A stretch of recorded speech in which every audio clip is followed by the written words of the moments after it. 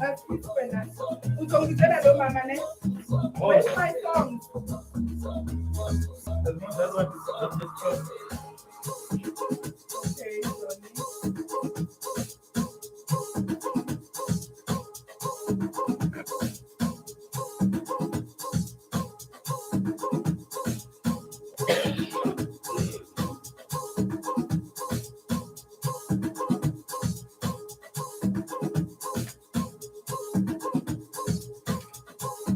Let me just put it there.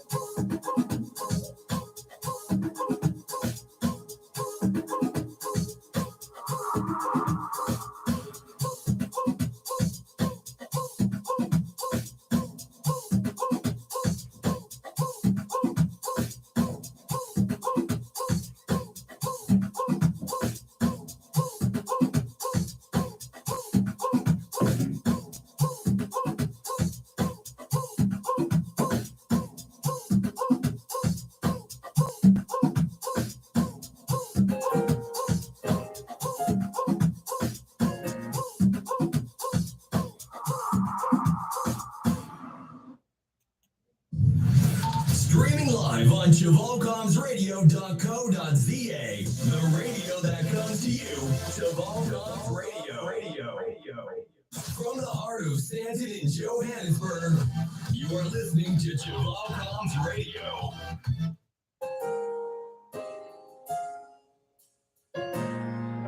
Please call her.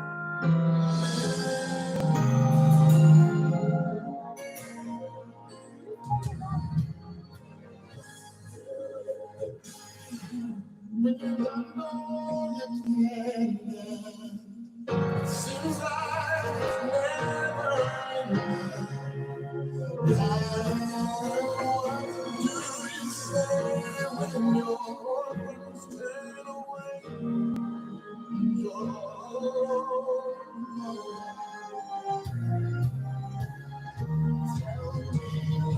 Do you kiss when you're all right? Seems like you can't make it. You just stand when there's nothing left to do. You just stand and watch the world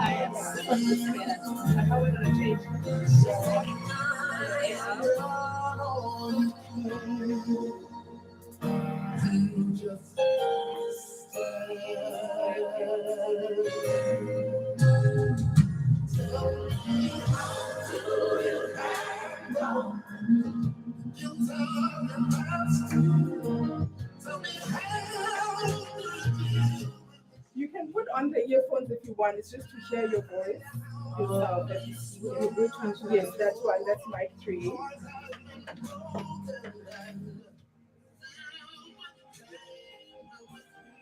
Oh, there's water for you.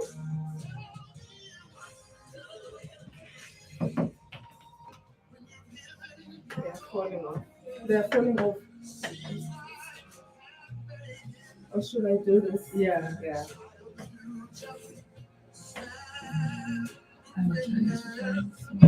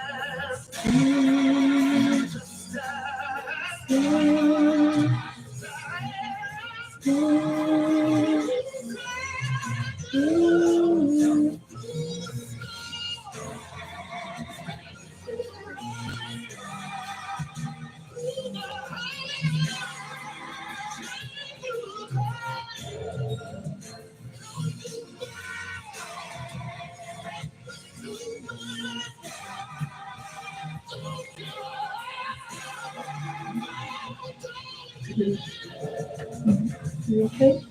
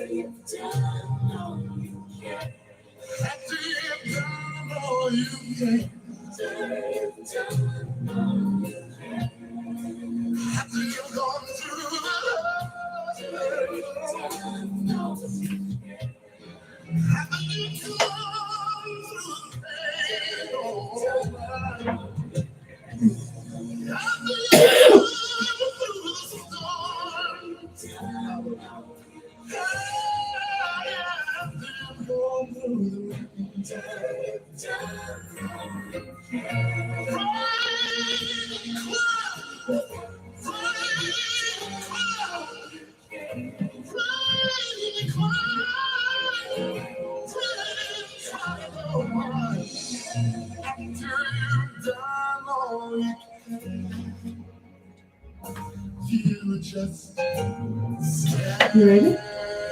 I'm going to introduce you just now. From the heart of Stanton and Johannesburg, you are listening to Jamal Radio. Good evening and welcome to yet another exciting sit down with me, Tumie. Guys, we are breaking through. Today we are sitting with powerhouse extraordinaire. Guys, this woman is a mighty woman of God. Not only is she a daughter of the Most High God, but she's also a think shifter. She's a motivator. She's inspirational. She's the chief risk officer, guys. She doesn't pack light, you know. She has come for everything, and she's using all of what she has to lift up the name of God. Sis Qiniso, welcome. How are you? Thank you so much, Tumie. I'm very well. Thank you for having me this evening, and I think it's going to be a pleasure having this chat with you this evening. Wow. You know, without wasting any time, like I would just like to say thank you so much for honoring this invite. You know, I don't take this lightly. I think it's the umpteenth time I'm telling you that. I mean, it's women like you that we want to be surrounded with, you know, as the young ones that are coming after, you know, you guys. And we just want to know who is Qiniso Mthembu? Thank you, Tumie. So who is Qiniso? Qiniso is actually a lady with two names, and as I prepared for this talk, I actually reflected on my other name that I hardly use. In fact, I don't use at all. Yes. But it actually is a name that in a lot of ways encapsulates my daily aspiration, or my daily struggle, if you like. Yes. But effectively, what I would like to be known for. Yes. What is the name? It's Christocentric. Sure. So what does Christocentric mean? Yes. It means Christ-centered. Sure. And I chuckled a bit when I thought about it, because I then said, you know, actually my parents dished out challenges for me from birth, effectively, because if you think about it, even the name that I'm commonly known by, Qiniso, in a lot of ways, it is what embodies one who is Christ-centered. Yes, you know the truth. So actually, I don't have options. So first and foremost, Qiniso is that lady who desires Christ to be the center of her life. I can't say I've attained it, but it's one thing that is my daily aspiration. So that's who I am first and foremost. But other than that, I was born and bred in KwaZulu-Natal, a small town called Empangeni. A lot of people don't have an idea. I often then try and help people get a sense of where it is by mentioning Durban, because everybody knows Durban. But it actually is about 1.5 hours drive north of Durban. And so that's where I was born, and that's where really I was bred. I was born into a family of 4 girls. I being the second born to my mother.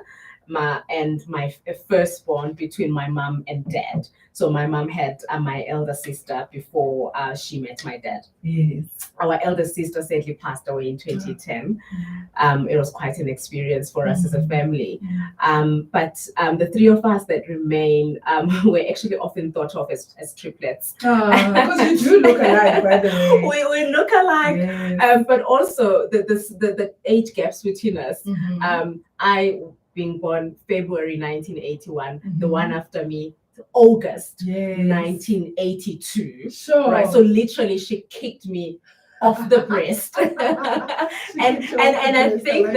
I think in fact, again I chuckle about this, but I feel like I was prepared for life even from that early on. I just didn't know it. But the more I reflect on it, the more I realize actually I was always meant to grow up faster, a lot faster than my peers. And then my youngest sister in 1984. So literally, as you can imagine, we all then were the same height, went to school together. Naturally, people thought these ones must be triplets. And we're among the best dressed in school in terms of neatness. Shoes, I mean, neatly. guys, you should see how she is packaged. Like, she has come for everything. Shoes neatly polished. We didn't have everything, but my mom always made sure that we looked the best in terms of being neat, clothes, uniform, clean, etc. In fact, we often would see each other at assembly because more often than not we would be first in the line, because teachers also would identify those neat looking kids. Yes. And so but also not only that, I think we also were among the top achievers academically. I must though be honest that I think for me it was more a matter of hard work. I think that these two they're just naturally smart, they not study much and rock up with A pluses. I was that girl who studied. I had stacks of notes. I would ask my mom wake me up at 3. In fact, I think that's where that even comes from, because to this day I wake up as early as that to get my work going. But so that also, but we also had some fun times. We entered beauty pageants. You wrote that picture. I actually did rob you that picture because, in fact, I think a couple of days after my talk at work, I actually landed on a newspaper clipping where I was crowned Miss Otaganeni. Higher primary school. But those were the times. So that's a bit about who I am in terms of, the family context and my sisters and what we've been through together. We've been through quite a lot together. I'm a single mom who enjoys family support and friends, which is really great. My 2 kids have a 14-year gap between themselves. I wanted to fix this thing of my parents, these steps that are so close to it. But on a lighter note, a 14-year gap. The eldest is now 23 years. She's a young woman in her own right, completing her law studies. People often think we are sisters, which I guess is a good thing. That means the lady is looking good. And the boy who's actually here with me in studio. Shout out to Mahal. Shout out to Mahal. He's 9 years old and he's in grade 3. By the way, for those who might be curious to know, what is life like when you've got 2 kids who have a 14-year-old gap? Do you get the same things that you deal with in terms of siblings fighting with each other? Well, yes. In case you were wondering, yes, they do fight. And you sit there in disbelief and you think, but I never imagined. Firstly, how does the 20-odd something fight with the 7-8-year-old? But then also, how does the 9-year-old really venture into that? But it happens. But it's most beautiful when they get along, which is most of the time, of course, especially when the younger one submits to the authority. I love music. I love music. I love God. I love music. So when I say I love music, I've got an appreciation for different kinds of music, but really gospel is my go-to. I sing. And we're gonna hear something from you. I don't know. I'm a bit fluey.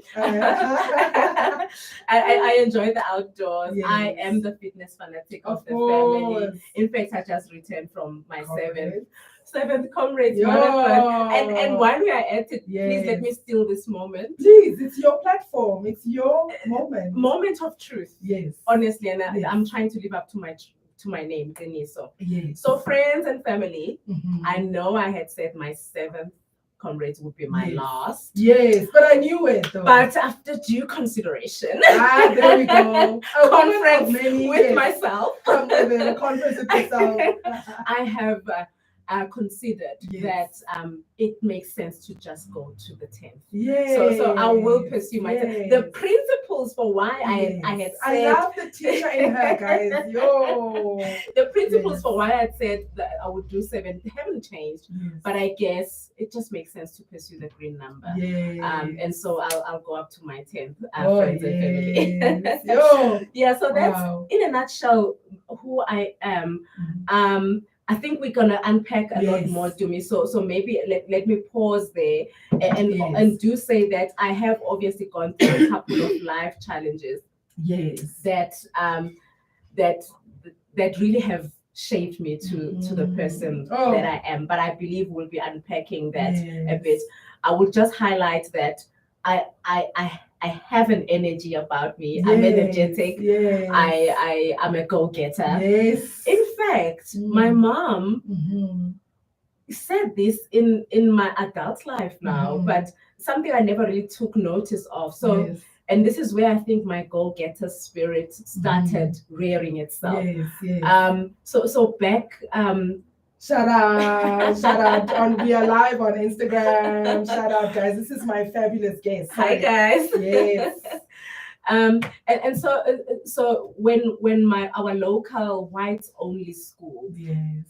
Decided they were now going to open doors to scholars of color yes. for the first time, I then told my parents that that's where I was going to do my high school. Yes. And I effectively led the process. They followed. Yes. By leading the process, I mean submitting my application, checking what the requirements are, Yes. making sure I meet them, Yes. taking all the documents in, engaging with the administrators, right up to meeting the principal. Sure. And my mom was like, yeah. hey, this child. Yeah. But it happened. Yes. And I think that was probably my first major barrier that I broke through unaided. Yes. And I think that probably I've just really been building up on that over the years. Yes. And so we'll talk about many others, right? There's so much. There is a lot. We could have just had a good 3 hours sit down, leaning in with Tumie Tembu, guys. It's gonna come. We're gonna make it happen. Yeah, sure. So we want to know, of course, you've touched a bit about your journey, we want to know how your journey into finding your purpose. You are a powerhouse in the corporate space. I mean, I went through your LinkedIn, I did my research, and I've also followed your journey in academia. Everything that you are and everything that you say, it's backed up.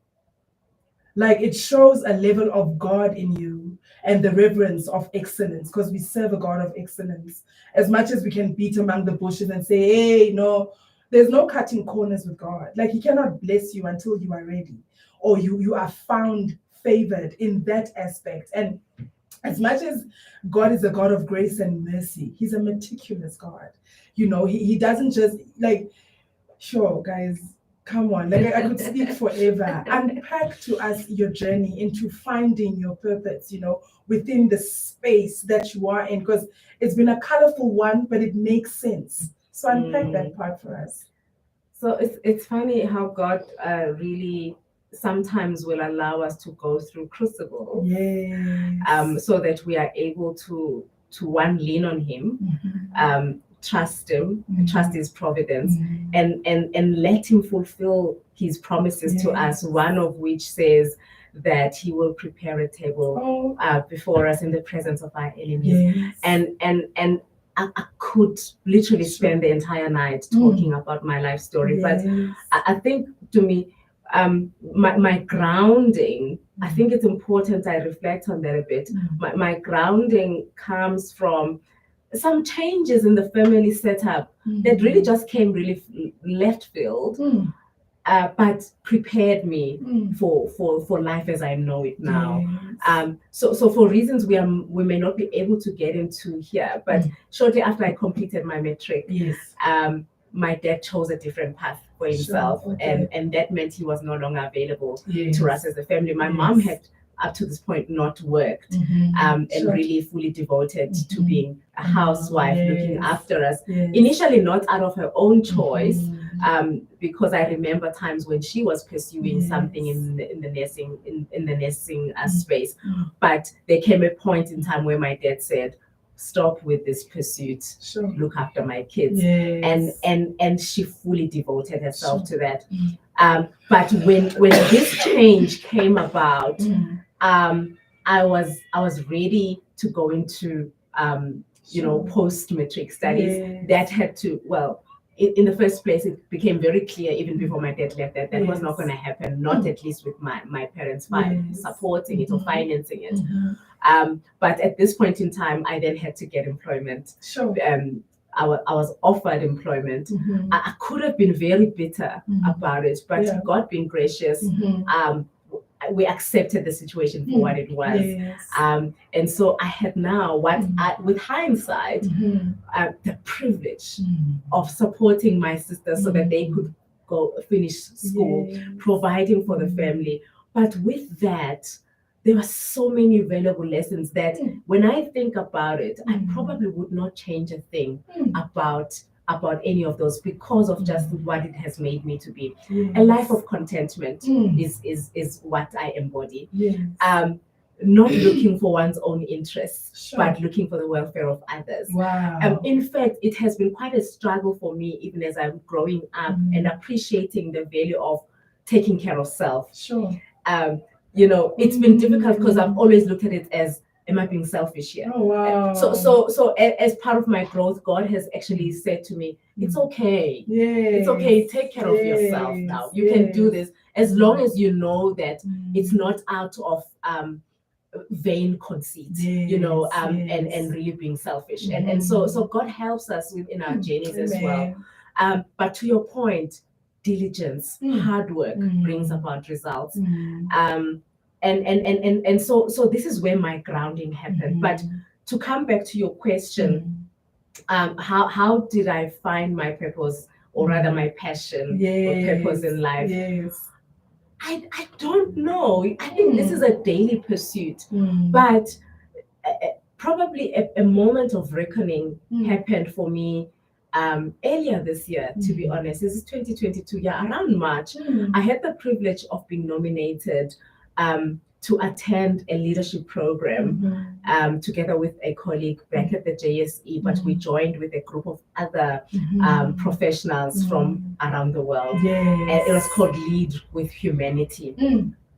It's a special and unique experience. It's a leadership program like no other, because it basically says you need to invest in yourself as a leader, but understanding that leadership at first and foremost is about influence. It's about, it challenged me to get to a point, and I know people will say we've always known leadership is about influence, but often when we're going through life, in reality, we demand a lot of people. We want people to be doing stuff, produce this, produce that.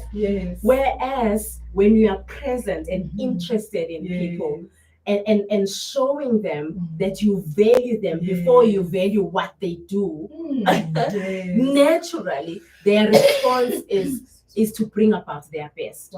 And so for me, in fact, it was at this point where I actually resolved that I actually want to fully embrace the idea that I'm a center for positive influence, and not just in the workplace, because I think we often limit leadership to the workspace, but it's in the community, it's in the family.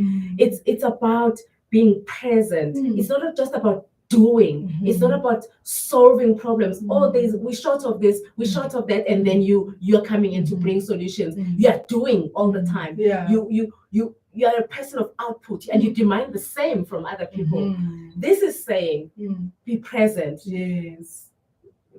bring your best foot. Just be. Mhm. Everything that you do after that is flows from your being. You are being Qiniso who is generous, right? Yes. You are not fixing things by presenting material solutions. Yes. Wow. Because when you're gone, That's so what are people gonna powerful. be Yes. remembering, right? Wow. So I think, and I can't say I've attained it, but this is where I'm really trying to live out my purpose of being a center of influence for good. And so that naturally people in my space, whether they report to me, whether they are my children, they naturally bring their best foot forward because they found themselves being valued for who they are. Wow. Because I'm just being myself. That is so deep. It's amazing. Like, not only has she come to unpack, guys, she has come to correct. I mean, it's so amazing, to hear the other side of the story. Because, yes, I mean, we're living in a fleshly world where, she's a chief. Kanti, there's the essence of who you are, the things that money can't buy. Absolutely. That's so powerful, guys. On that note, we're going to go on a break, guys. Enjoy The Goodness of God Live by Jen Johnson. Enjoy.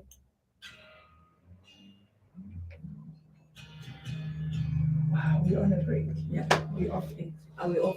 Yes. Okay. Wow, who are you? Oh my. I'm loving this. It's nice, eh? I love how you make sure that we are relaxed. Oh, thank you. Thank you. It's a conversation, like we're just unpacking. I love it. Wow. Hello, guys. Thank you so much for joining our live. Hello, Courtney. Hello, Mahala Dumisani. Ex Body and Fitness. Hello, Dumisine, guys. Hello, Lisa. Thank you so much for joining the live, guys. It's going to be good. We're sitting with Powerhouse Qiniso Mthembu, guys. A powerhouse like no other, a mighty woman of God, like the essence of who she is just written all over her face. You are yet to hear more.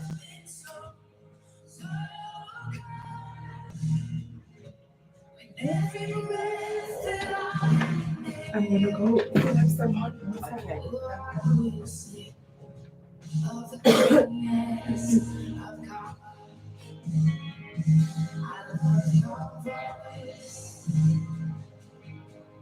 You led me through the fire and the darkest night.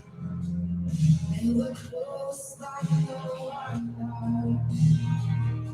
I know you as a father. I've known you as a friend. The way I hate talking about myself. So I asked my family, I said, who is Qiniso? DM me. So my sister who comes after me, she said this just 2 minutes before we came here. Yeah. She's like, Qiniso is my big sister. She's a year older than me. She's very humble. She's a very humble yet feisty individual. Very generous and loving. Yeah. She loves God. She loves her family with her all, and those that are close to her. Yeah. She's one woman who's resilient. She has been through a lot in life, enjoyed a lot of pain and suffering, but persevered, rooted in God, where she drew her strength and wow. And it's true though. Yeah. As much as you don't like it, but that's what you say. Really? Yes. It's the essence of who you are. You can't run away from it. Yeah. It's amazing. But I guess then it really, when you are authentically you, when you are just me, when you are just being, because Christ was just being. And yet, it's like what I was reading this morning, the Pharisees had sent these men to capture Jesus or to find something wrong that he would say and do. But when these men got there, they were so drawn. And the Pharisees were like, and then they're like, never had a man spoken like this. It's amazing, Right? Yeah. Wow, may God help us to be. That's so powerful. Sure. Wow. And all my life you have been faithful.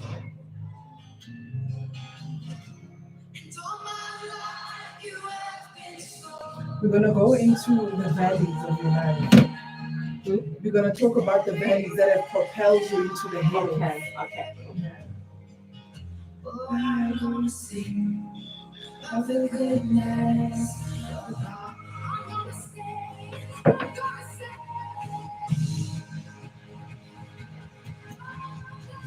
Streaming live on JamalGod'sRadio.co.za, the radio that comes to you. Jamal God's Radio.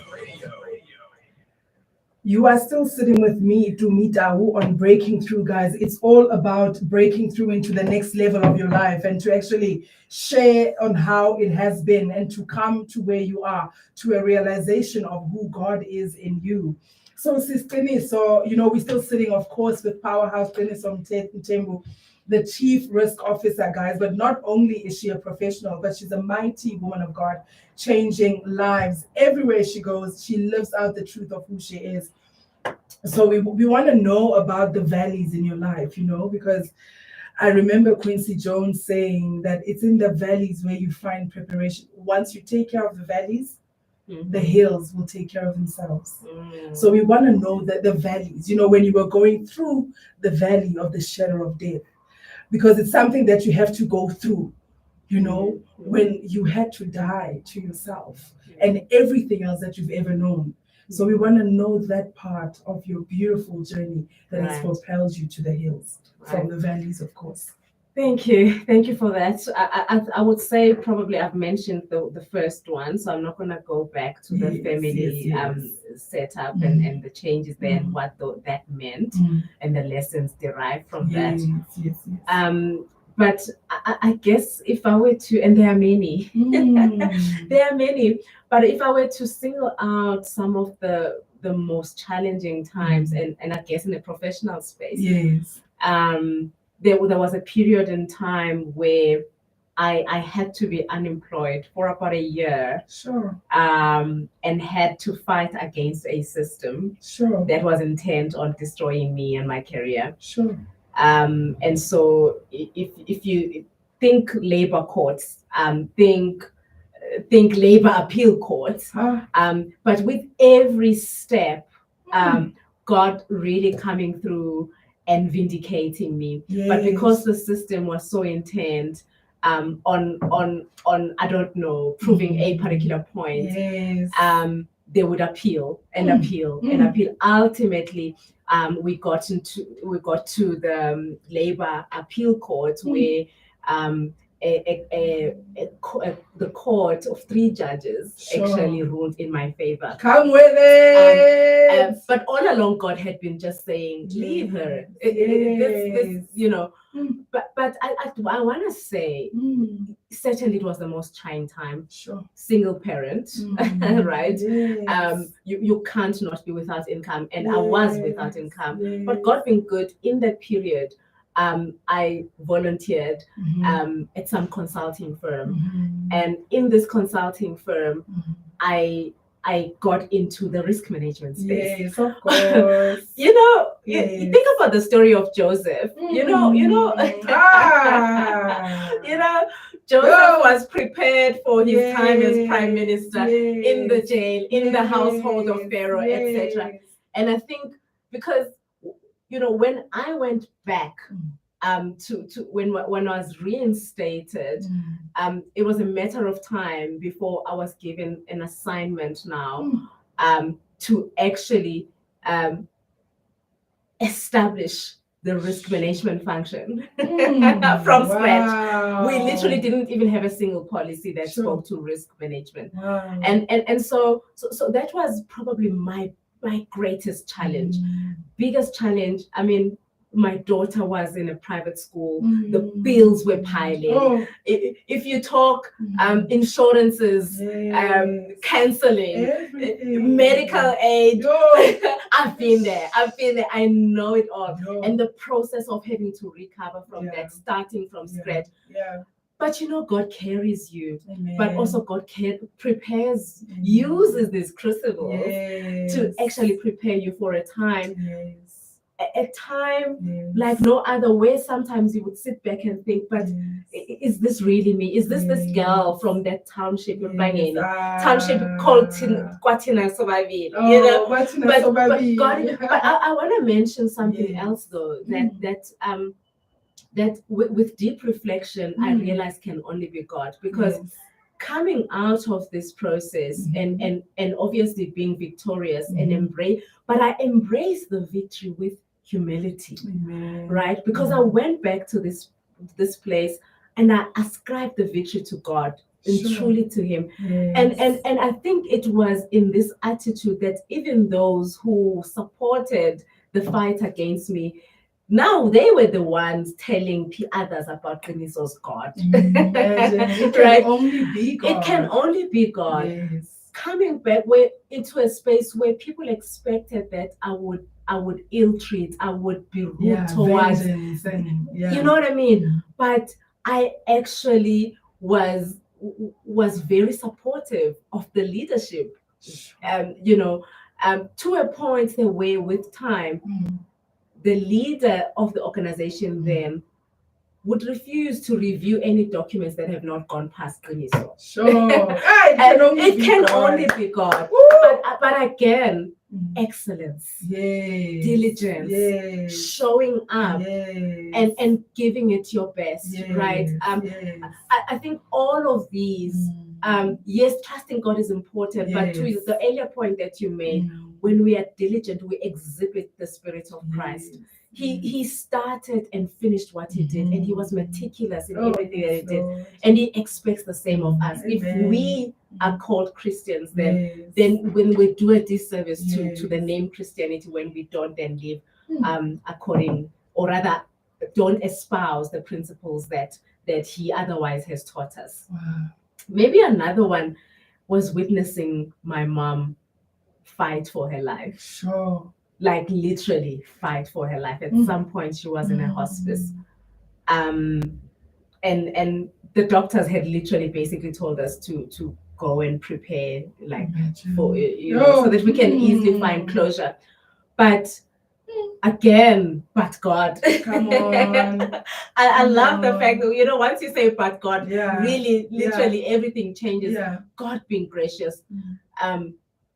She turned the corner, and yes, she lost her eyesight in the process of that. But if I were to start sharing the valuable lessons that she continues to teach me now, blind as she is, one recent one I reflected on. She visited me last October, and she had visited this particular house for the first time. So she had to get her bearings right. And so as she tries to find her way around, she would maybe hit against something.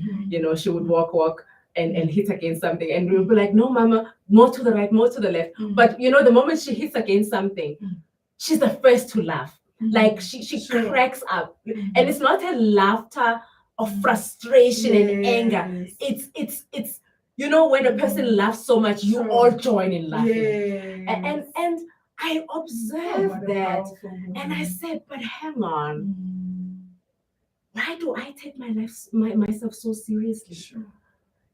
I should learn to laugh at myself sometimes, because when you actually try to do something and it doesn't work out, and you laugh at yourself, you are more likely to get up faster, quickly, and try again. Wow. More than when you actually fall flat. And I'm not saying it's not a good thing to cry. Sometimes we must cry over certain things that don't go right. But I just want to say, this is one of the lessons that I draw from what I've observed my mom do.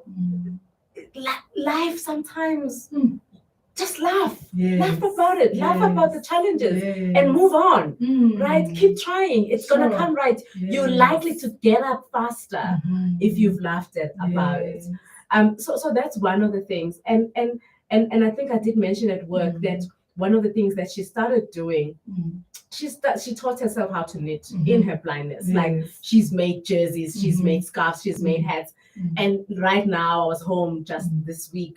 Mm. She's starting different stitches, Mm. different Yes. patterns. Yes. And I'm like, is there anything that is impossible Sure. when we really look to God? Yeah. And I'm getting to a point where I'm saying, if it is so much as conceivable Mm. in your mind's eye, Yes. it is possible. That's so true. And so those are some of the many experiences that I believe have prepared me for where I am. Mhm. But I certainly think I continue to draw from, even as I look ahead to whatever God still has in store, because I don't know what it is. Yes. Yeah. Sure. Hi guys, we could listen to this powerhouse forever. On that note, we're going to play Mr. Donny. Enjoy. Wow, yo. It sounds so unreal. Like it sounds so unreal. Like yo, powerful. I was after comrades, I went home. So my son had been there for 2 weeks because I left him when I went there. Yes. Do you know I didn't pack my son's suitcase coming back? My mom packed. She had actually done his washing. She had done his washing, packed everything. Like she knew. She's like to my nephew, can you get Mohamed's shoes? I saw them upstairs. There's a pair of shoes that's not here. Does she have siblings? She does, but And out of all of them, she's the resilient one. Yeah, I'm sure they draw strength from her. yeah, she was born into a polygamous family. So it's many of them. It's many of them, and I think she was born from the wife whom the other wives despised. Okay. Wow. So even now, they've not really come to see her. Really? Yeah. Wow. And yes, she was that woman who would be there for everything. Funeral, wedding, she's there. The one way. Like this life teaches us so many things. Yeah. So I can't really say much about her siblings because I've not really been exposed to them for that reason. So you guys are very close though, also in your family, like you and your siblings. And We've just got each other. So how many nieces and nephews do you have? So let's see. My sister comes after me. She's got 4 kids. She's married. My other sister's got 2 kids. Okay. So it's my late sister had 2. Okay, the one passed away. okay. Is that it? Yeah. Wow. Yeah. So you guys are a biggish family. We can say we're big. Wow. Yeah, if we consider now our kids when we come together. So the house is nice and warm when we're all together. Do you guys take road trips together? Do you guys have sister times where you leave the husbands at home and it's like, we really do try and do that. And we need to do it more often. Life in Christ is so possible. Like, I'm so in awe. I'll never forget that day when you shared your story. It was like, and she wakes up at 3 a.m. Yeah. I'm just in awe. I'm so in awe. Like, I am so in awe. Guys, you should see this woman. I know you want to see her. Here she is. Hello. Powerhouse, guys. Tumie, so, oh my God, yes. I mean, she lives up to her name, guys. I'm in awe. For the first time in studio, I have no words, guys. And I can unkhan, but there's no more. So, wow. So we're going to talk about how do you find a balance between family, work, and the things that you do at church. And like, overall, how do you find a balance? Okay. You've already shared it with me. I know. But, the people want to know. People want to know. Okay. Yeah.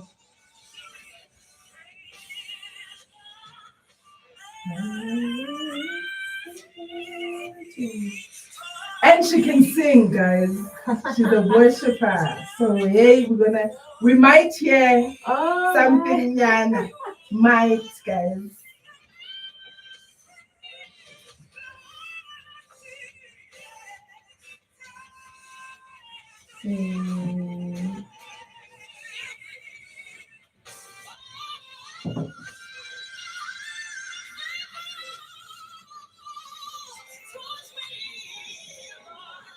Hey, summiting Kilimanjaro?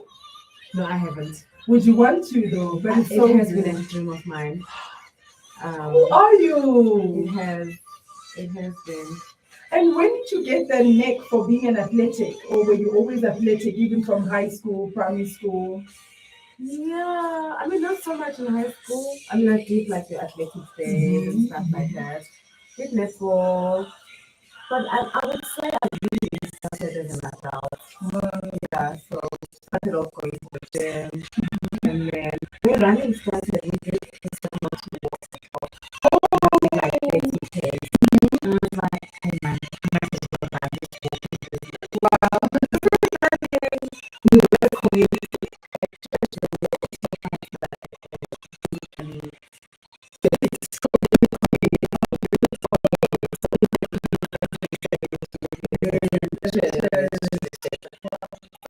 I think that's how I started, but I found that it became a space.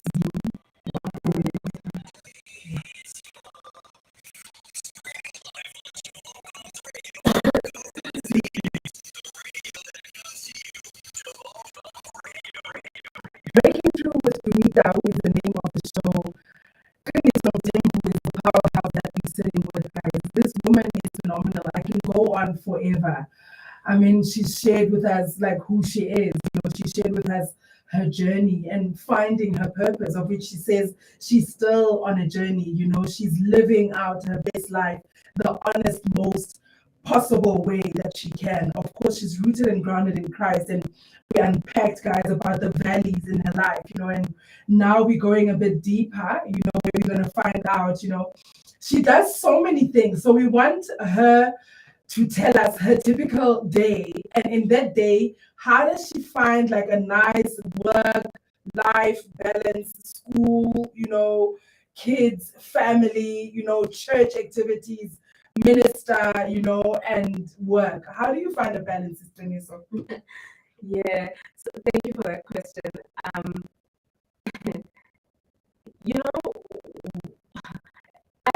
can't really say that it's easy for me to say this is how I find the balance, but I'll tell you some of the things that I think are important for me in helping me get centered.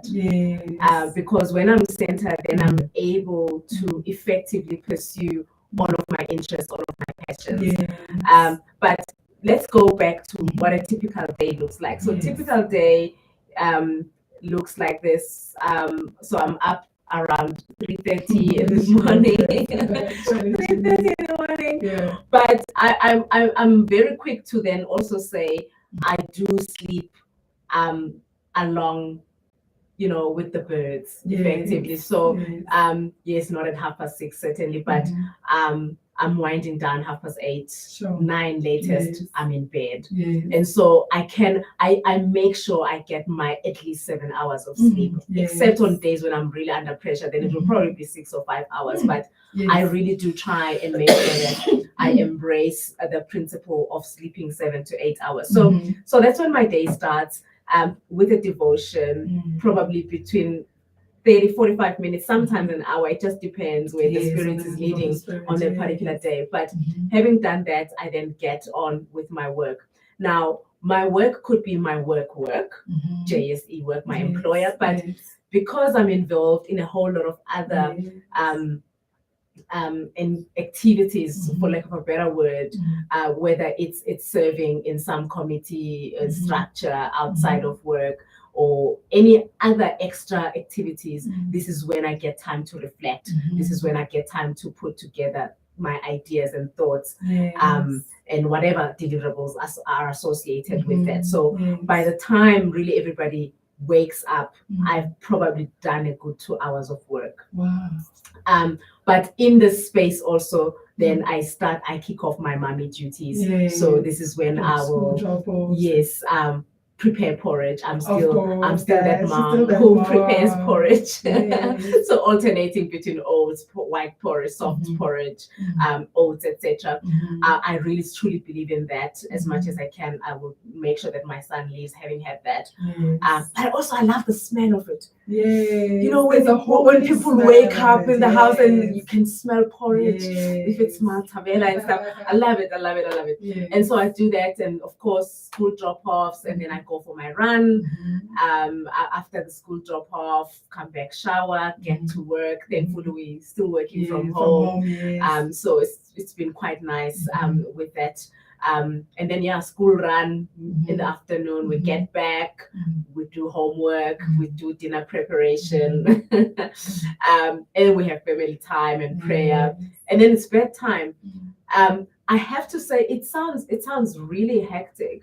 And I think this is why it's important from time to time to continuously reflect. Are there certain things that you are doing that you can best be served if you outsourced? And I've gotten to that space in some of them.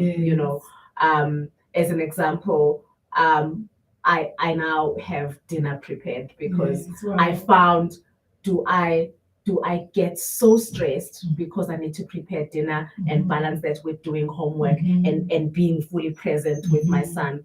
Or do I actually find someone who's still going to make sure that I get proper healthy meals, but then I can then still invest in my time, in my son's homework, and being fully present before he actually goes to sleep. So those are some of the things, that's really important, because I think I've tried being superwoman before. It doesn't work. I've had times when I never had a helper and I did everything, washing, ironing. Well, guess what? There are gonna be areas where you're just completely burnt out and ineffective. And so this is what my typical day currently would look like. And so running for me is one of those moments where I have time to reflect, time to release.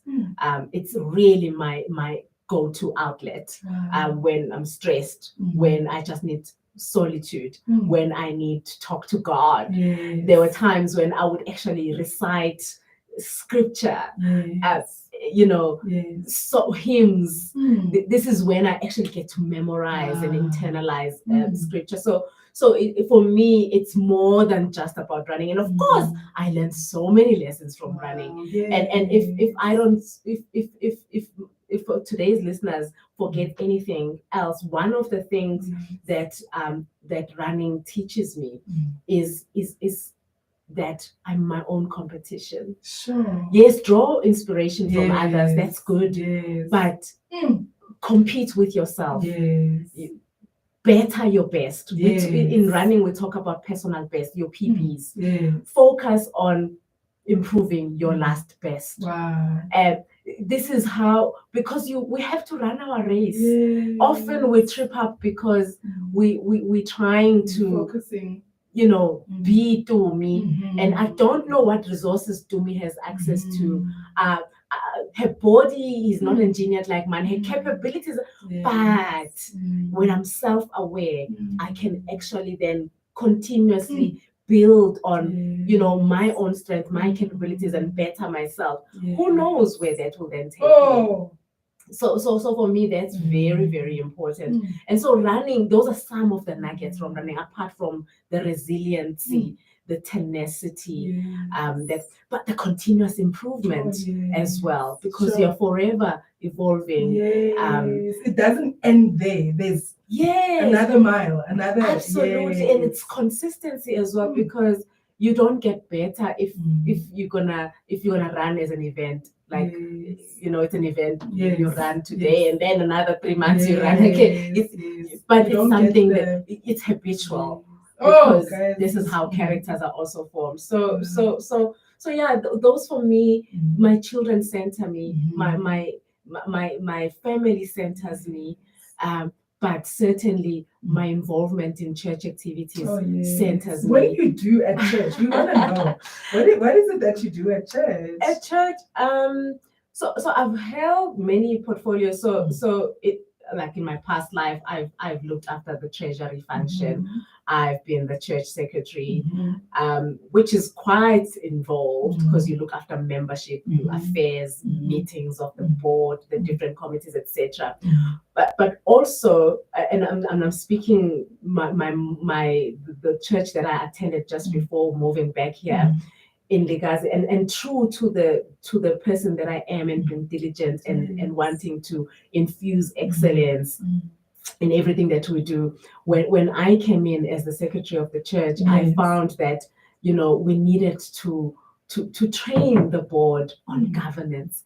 So there I was training. I was putting together systems, documenting minutes of meetings, making sure that there's order, people understanding just generally how to apply good governance. Because I think we can't be good out there in the professional spaces, but when it comes to God's work, give off just enough for people to see that, okay, someone is holding a portfolio. I think that it's important equally to give of our very best, even in the matters that pertain to the work of God. So those are some of the portfolios. But currently, in the church that I'm in, I look after young people. I look after young people. They're called ambassadors.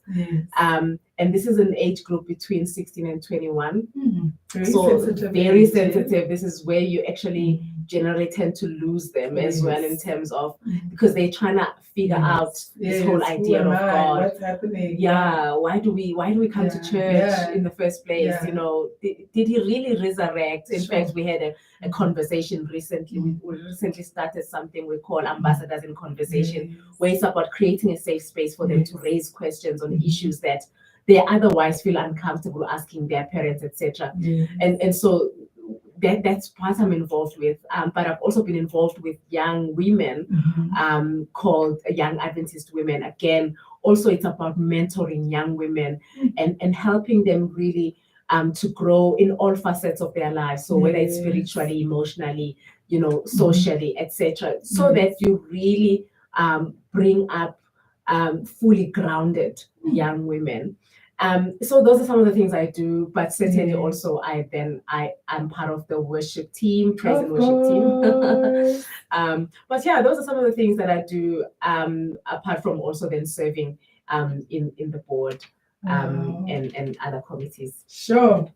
Guys, we can talk forever. We only have 4 more minutes. I mean, we have sat with Siqiniso from 6. It's now 4 minutes to 7, and we're still not done. So in a nutshell, the greatest breakthroughs in your life, the pivotal moments that you were like, sure, I have broken through. And by grace, of course. As we're speaking, the scriptures that are coming is, to whom much is given, much is required, and he keeps them in perfect peace, those whose eyes are stayed on him. And you radiate so much peace, like, you'd be amazed at how many silent sermons that you're preaching. Not many of us can have access to women like you, but as you are just walking in at work, we're watching. And it's amazing on how, the God in you radiates so much. And that's what I see. Sure. Like, I don't know you for long, but it's the encounter, that one story that I need to talk to this woman, and the piece that you resonate. I mean, I've seen a lot of women in power that have just lost the plot, where young girls are like, I want nothing to do with that woman, where we just pretend and get the job done so that you can move. But with you, it's different. But of course, we know you're walking with God, you're in it to win it. And it's not just a momentary thing. You've got a rich relationship with God, So on that, I can talk forever. Your greatest breakthroughs, in life, where you have broken through into the next level of your running, of you being a parent, of you being, a powerhouse that you are. Share with us. Sure. So I probably mentioned the first one about getting into an otherwise whites only school, and I having led that process, my parents literally just following that. I've spoken about that one place of employment where I had those challenges, and literally that was breaking through. But that also launched me into the risk profession that I'm in now. Yes, Lord. It's amazing how God uses those moments where you feel like it can't get darker than this. And God says, actually, you don't know what I'm preparing you come for. on, Jesus. My joining the JSE, in fact, is a story that also I would attribute completely to God. Because up to that point, so I had made the decision that it was time to now move. And like everybody else, applying. I mean, the Sunday Times, whatever, back in the days. But nothing just was coming. And I remember this one time seeing actually a post for a risk specialist within the JSE. And by this time, by the way, I've probably been in risk management for 5 years or so. So I'm seasoned now. When I see this post, I'm like, yes, it's in risk, but JSE, no, I don't think so, not for me. And this one particular day, we're busy talking with a group of other EXCO members. We're just expressing our frustrations about the environment there, and everybody was really just saying, hey, I'm looking. And then the CIO there says, when I queue, I saw a post as a JSE risk specialist. You should apply. And in my mind, I was like, yeah, I saw that.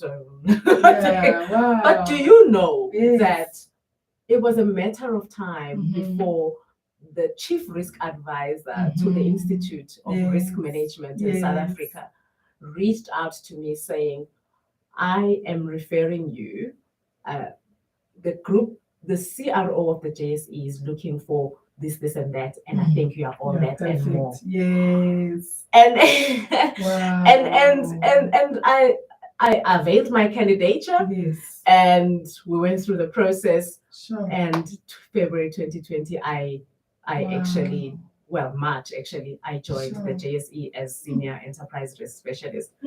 And fast forward 1 June 2022, CRO. Come with it. Look, it can only be God. And that one is coming. I'm sorry, I'm just going to throw you with scriptures. That one that goes, it is the glory of God to conceal a matter and an honor of kings. Yes. You're such a powerful woman, Lord. Absolutely. We can talk forever, guys. I mean, that's all that we have today. With Qiniso Mthembu, you can follow her on her LinkedIn. Qiniso Mthembu. Are you on any social media handles? Guys, just people LinkedIn. don't Just have LinkedIn. time for this is expo level. Come straight. But on LinkedIn, you can actually get to connect with her, talk to her, ask her more questions that you have, and of course, follow her journey into the powerhouse that she's becoming. Thank you so much for joining us. We don't take this time for granted. It is amazing to have a woman like you. I mean, we sit on shoulders of giants, guys. Come with it.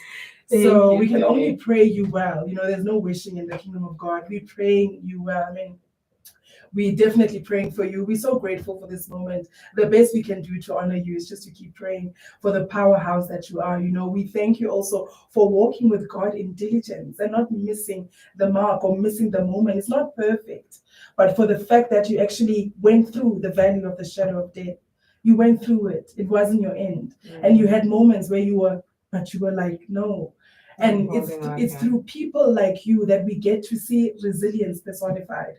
We can only thank God. I mean, guys, I can talk forever. You know me. Thank you, Tumie. I do want to say just one thing. Yes, please. Because I think it's so important. We may have spoken about it earlier, but I do want to challenge listeners to say, especially young women, but anyone else, honestly, be yourself. And especially in a world that's constantly trying to make you be like everyone else. Be yourself. One thing that is killing us is conformity. this is how you break barriers, Yes. because you actually leaders Mhm. are so attracted to Mhm. people who embrace their values Wow. and are not willing to actually back down. Wow. But we generally, and especially as Christians, we Mhm. generally want to get in and gel in, Ish. and this is where we lose the Yeah. plot. So and unfortunately, the truth Mhm. is that the misalignment, Mhm. when there's a misalignment between what you really truly believe in, Mhm. and what you are doing and how you are Yes. conducting yourself at work or wherever, Yes. whenever there's that misalignment, it Mhm. will always lead to a point of emptiness within Yes. you. Oh, that's so true. So rather be truly authentically who you are, and God will just make sure that He places leaders around you Come with who are gonna it. get you Come on. and are going to just make sure that Yes. my boss Layla, Mm. she knows that I observe the Sabbath. Yes.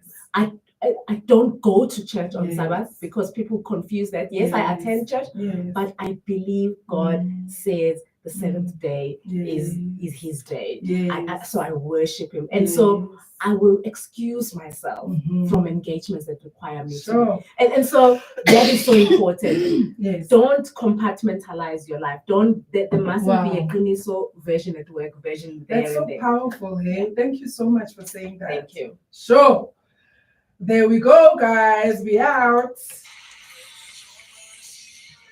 Wow. Thank you so much. Thank you, my darling. Sure. Lovely, lovely, Thank lovely. you, guys.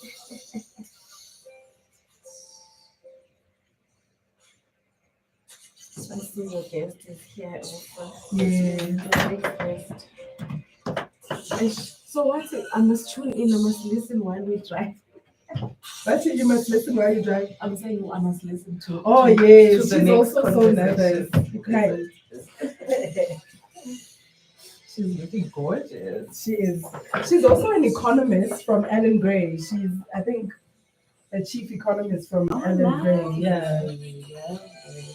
Thank you so much, my darling. We'll catch up because I'm sure you're going straight into this. Thank you. You owe me a picture. Oh, so where do you want us to take a picture? Yeah, with the thing.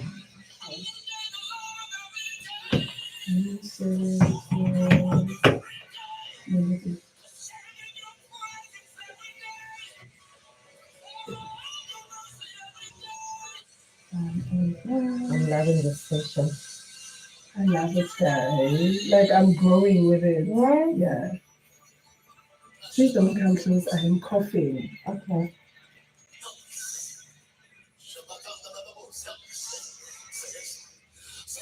Thank you so much. Thank you. Thank you. Please travel safely. All right. Mohau is sitting out there by the charger place. Okay. He's safe. Promise was sitting with him. Oh, perfect. Yeah. Thank you so much. It's good. So.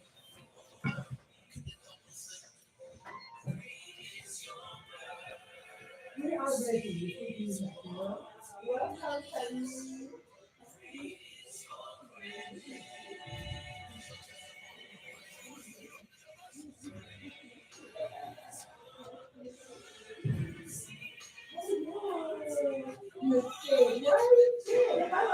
These are your platforms, guys. These are your platforms. Oh, thank you so much. Oh, they don't come empty-handed. You're gonna sit there for me, yeah? That's my phone. Do I need my phone to be off? No, you can go live, you can do whatever you want. We're gonna talk about your business, we're gonna talk about your journey in the professional space, Okay. your purpose, the hills and the valleys, your biggest breakthrough, Wow. and a bit about family. All right. Yes. Let me see how do you even go live?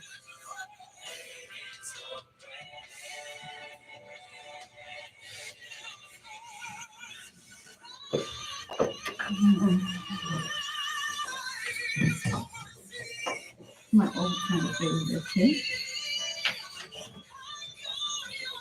You're gonna make me sing along. Yeah. You're gonna make me sing along. No, you have to sing along. This is your time, guys.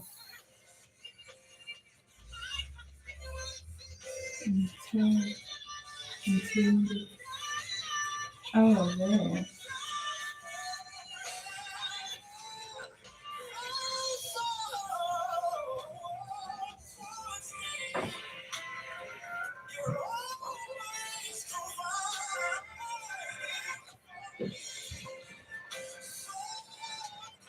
to find our. Mhm.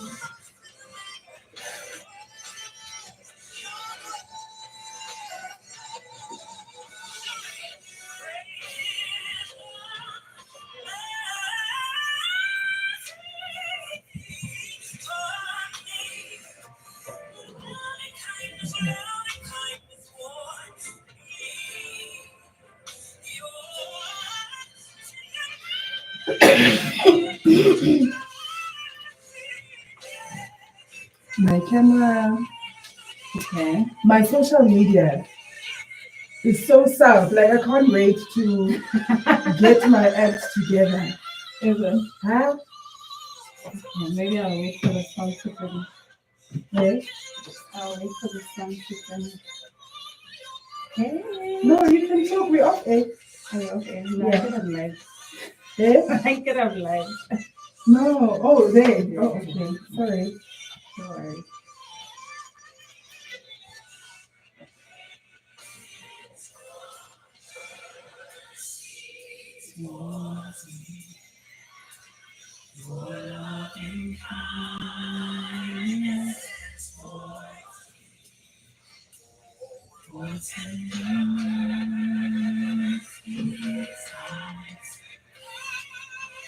Hello. Hey, G. Hey, Katrina. Hey, goodbye,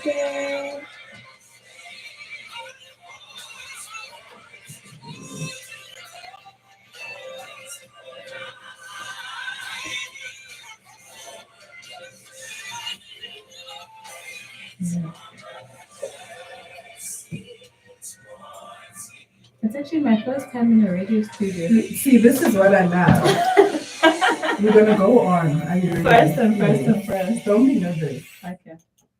So I didn't need to. No. Okay. Yeah, you can put on the earphones just to hear your voice, All right. but on top, yeah. On top.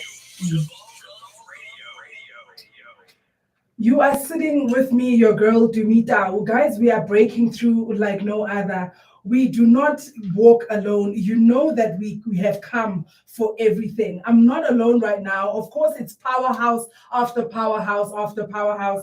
I'm sitting now with Khanyisa Piga, an economist like no other, a mighty woman of God. Guys, there are women of God in the corporate space that are shifting things around, that are walking with God like no other. Khanyisa, welcome. How you doing? You look stunning, of course. Thank you. Hello, Tumie. I'm Yes. so honored to be here. Thank you for inviting me. Mm-hmm. Khanyisa, without wasting any time, guys, she says she's nervous. You should see how, the posture. She's sitting so upright. Khanyisa, don't be nervous. We just want to get to know you more and Sure. more and more. And as we continue unpacking, trust me, you're going to feel so at home. Okay. Who is Khanyisa Piga and where is she from? Like, who is this powerhouse that we're sitting with? I think I've come to realize who I am. So I like to introduce myself as Khanyisa, the light bearer and the light giver. Oh, come on now. And I am learning to share that light with the world through my profession, through my businesses, and through my friendships and just being. I grew up in Soweto, Midlands, in the fire. Shout out. And I'm the eldest of 3 daughters. My hardworking parents have been phenomenal in raising myself and my sisters. And I think I just appreciate the experiences that we had growing up, because I think a lot of my faith comes from the investment my grandmother did for her children, which translated to how my mother raised me. To always know about God. Come with it. To always praise, even in tough times, and especially in great times. So I'm very much aware of whom I am. Oh, come with it, girl. She's talking Jesus. Yes. So yes, that's Kais in the nutshell. I'm a mother and wife. We have a set of twins, Oyise and Ngama. Oh, girl and boy? Girl and a boy. Ah, Beautiful. Right? What are their names? Oyisa and Ongama. Ongama, the Xhosa. Yes.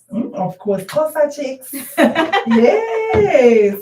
I mean, we're not, without wasting any time, we just want to know, Khanyisa, like your journey, your journey in life to shape who you are today. How did you get to find your purpose in life? To say that, what, I love everything about the economy and I'm going to learn about it, from varsity, because, at varsity, we're not sure, we're just testing the waters. And some of us actually forget that we're treading actually on very sensitive ground because you just have one shot. Yeah. How did you get to actually find out, that this is what I want to study and this is what I want to become? Yeah, to me, that is such a good question because that realization only, I think, I realized in my recent years actually that I still want to do economics. Wow. So in high school, I did accounting as the only commerce subject that I did. Yes. I was doing science and mathematics, but I knew that I didn't want to be a scientist or go that route. Yes. I just didn't know what I wanted. For a long time, I was still searching. I have an older sister who's a CA and she was doing her accounting at the time. And I thought, okay, I don't want to do what she does. We can't all be accountants at home. So let me just then, because accounting is something that I was good at. So I'll just do that. Yes. I went in, my first lecture was an economics class. And I just remember it feeling like it was a story being told about the economy. And I thought, oh my God, so you can actually join these dots and understand how these things, so poverty is a system and things like that. It's like, okay, that's exciting. Let me pursue that instead. Still, I wasn't sure. And people used to say, oh, you're tall. Yes. You're pretty. You should model. Yeah. And I thought, it didn't resonate at the time, right? Yeah, So, I know what you mean. Like, I also struggled. I actually come from a very artsy-fartsy background. I'm a super creative and it didn't make sense. But until they saw it starting, that was when they were like, okay, we're going to support you, We see there's some dough here. Yeah, so sorry to disturb her. No worries. So when I found out that in economics you can actually also study econometrics, which is economic modeling, I thought, oh, and now I have an answer. Do you model? Yes, I do. I do economic modeling. Oh, hello! You're such a powerhouse. So that was a thing that I really liked about it. So I went into it. I think at varsity I generally did well in econometrics. Yes.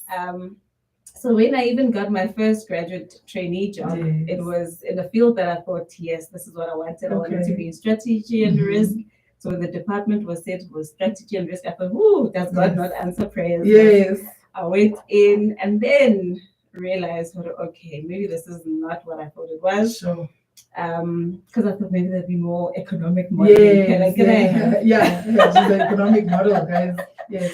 So so for a long time, and then I realized soon, okay, if that's not happening, I need to move my way around the organization. And I think my love for people generally was able to, I think that light again just came up. I was able to engage with relevant people to help me navigate myself because I still wasn't sure what I wanted, but I knew at that point that I wasn't enjoying what I was doing. So meeting the relevant people that were in positions that could actually make way for me to try something new, people that needed, if they needed a new team member, would make things happen. Those were the people that I focused to build relationships with.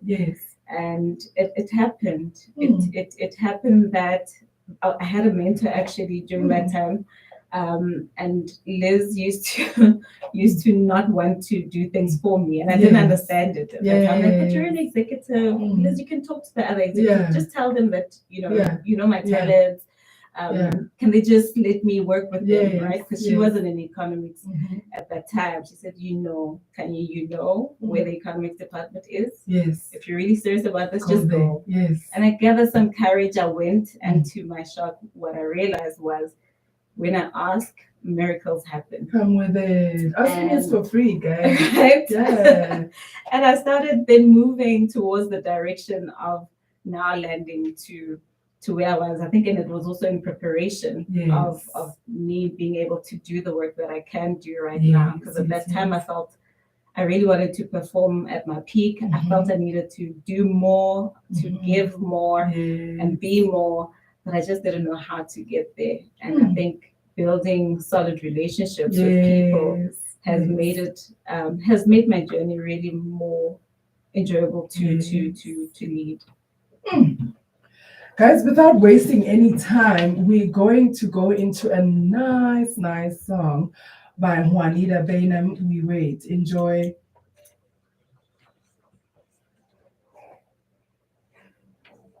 See, it's not that bad. It's just It's not that bad. Is that your husband? yes. He loves you. Morals He's apart. like, I'm so nervous. Like, I'll come with you. I love You need that. that. Sorry, I'm going to get hot water. Do you Okay. want? Yes. Hot water. Just plain hot water. Yeah. Thank you. Hey, Win. You can. Thanks, babe. Okay. Yeah. Oh, okay. All right. Okay. Ah, thanks, Winnie. Thanks, Daddy.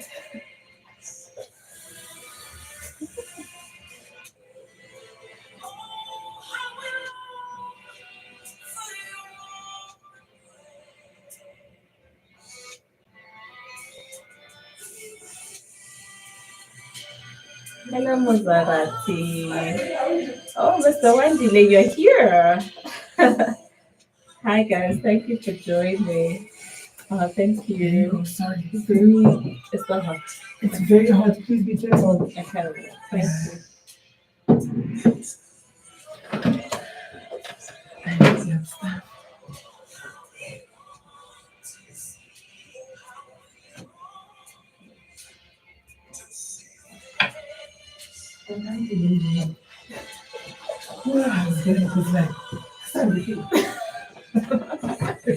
Where else must you lead, Ane? But I saw you standing up. You were sitting right in the front.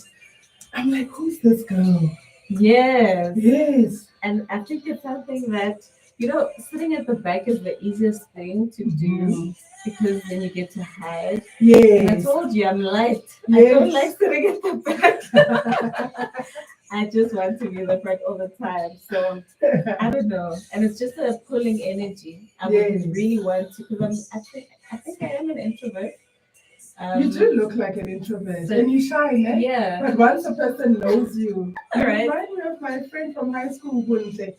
She was like you, and she only opened up to a few people, and people misunderstood her. All right. But until they allowed, her to be herself. Yeah. But it's not. You guys are underdogs. Right. Yeah. You don't see us coming. Yes, yes, and that's power. Right. Not us. They're like, this one, we didn't expect anything less. Wow.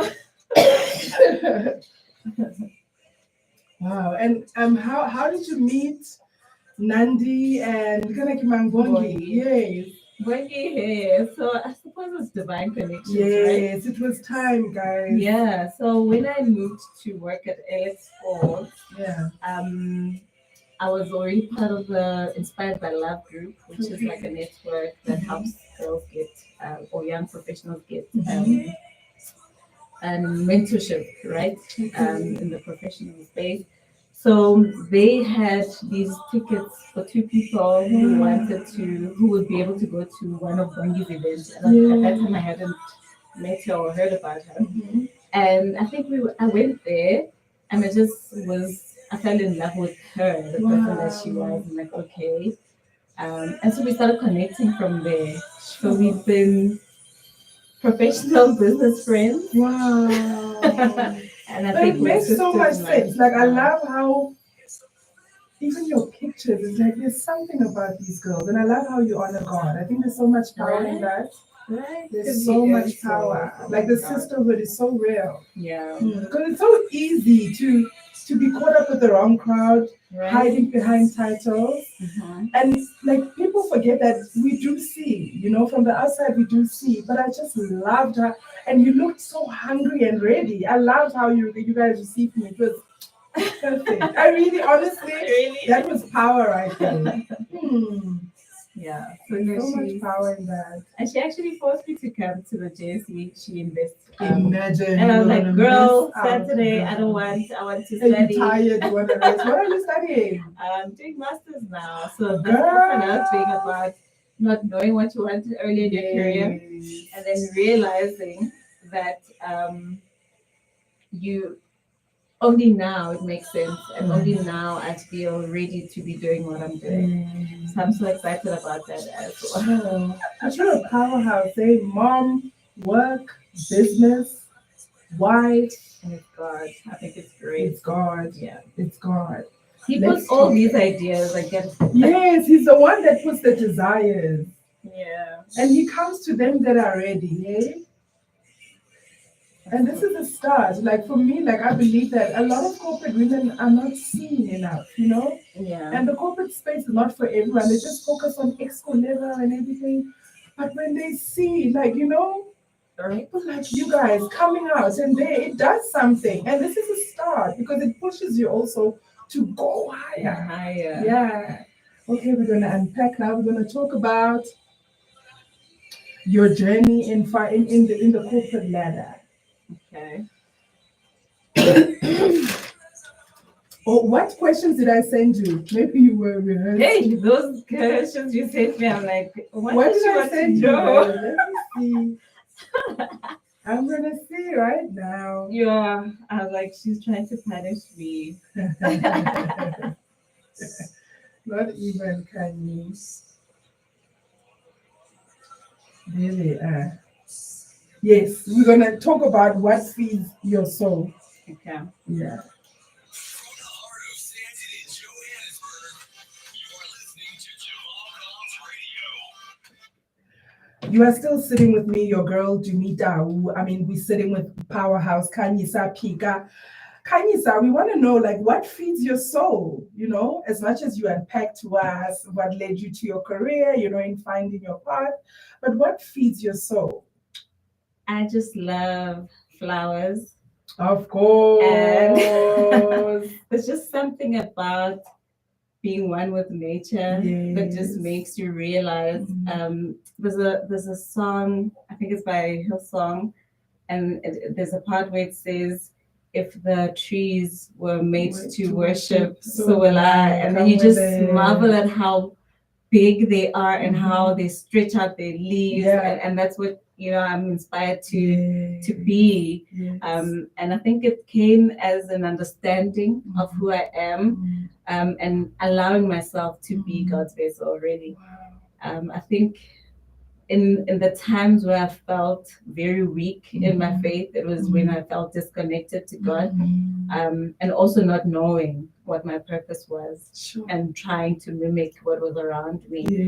Yes. But as soon as I understood that part, and I think it always bothered me because Oprah, I always saw this video about Oprah where she was asked, she's like, so I mean, you're living such a a dream life. Do you still dream about this? She's like, I'm living God's dream for my life. Sure. And I always wanted to get to that point for myself, to be like, this is what God desires of me. Like, why am I trying to and please Him when He already knows?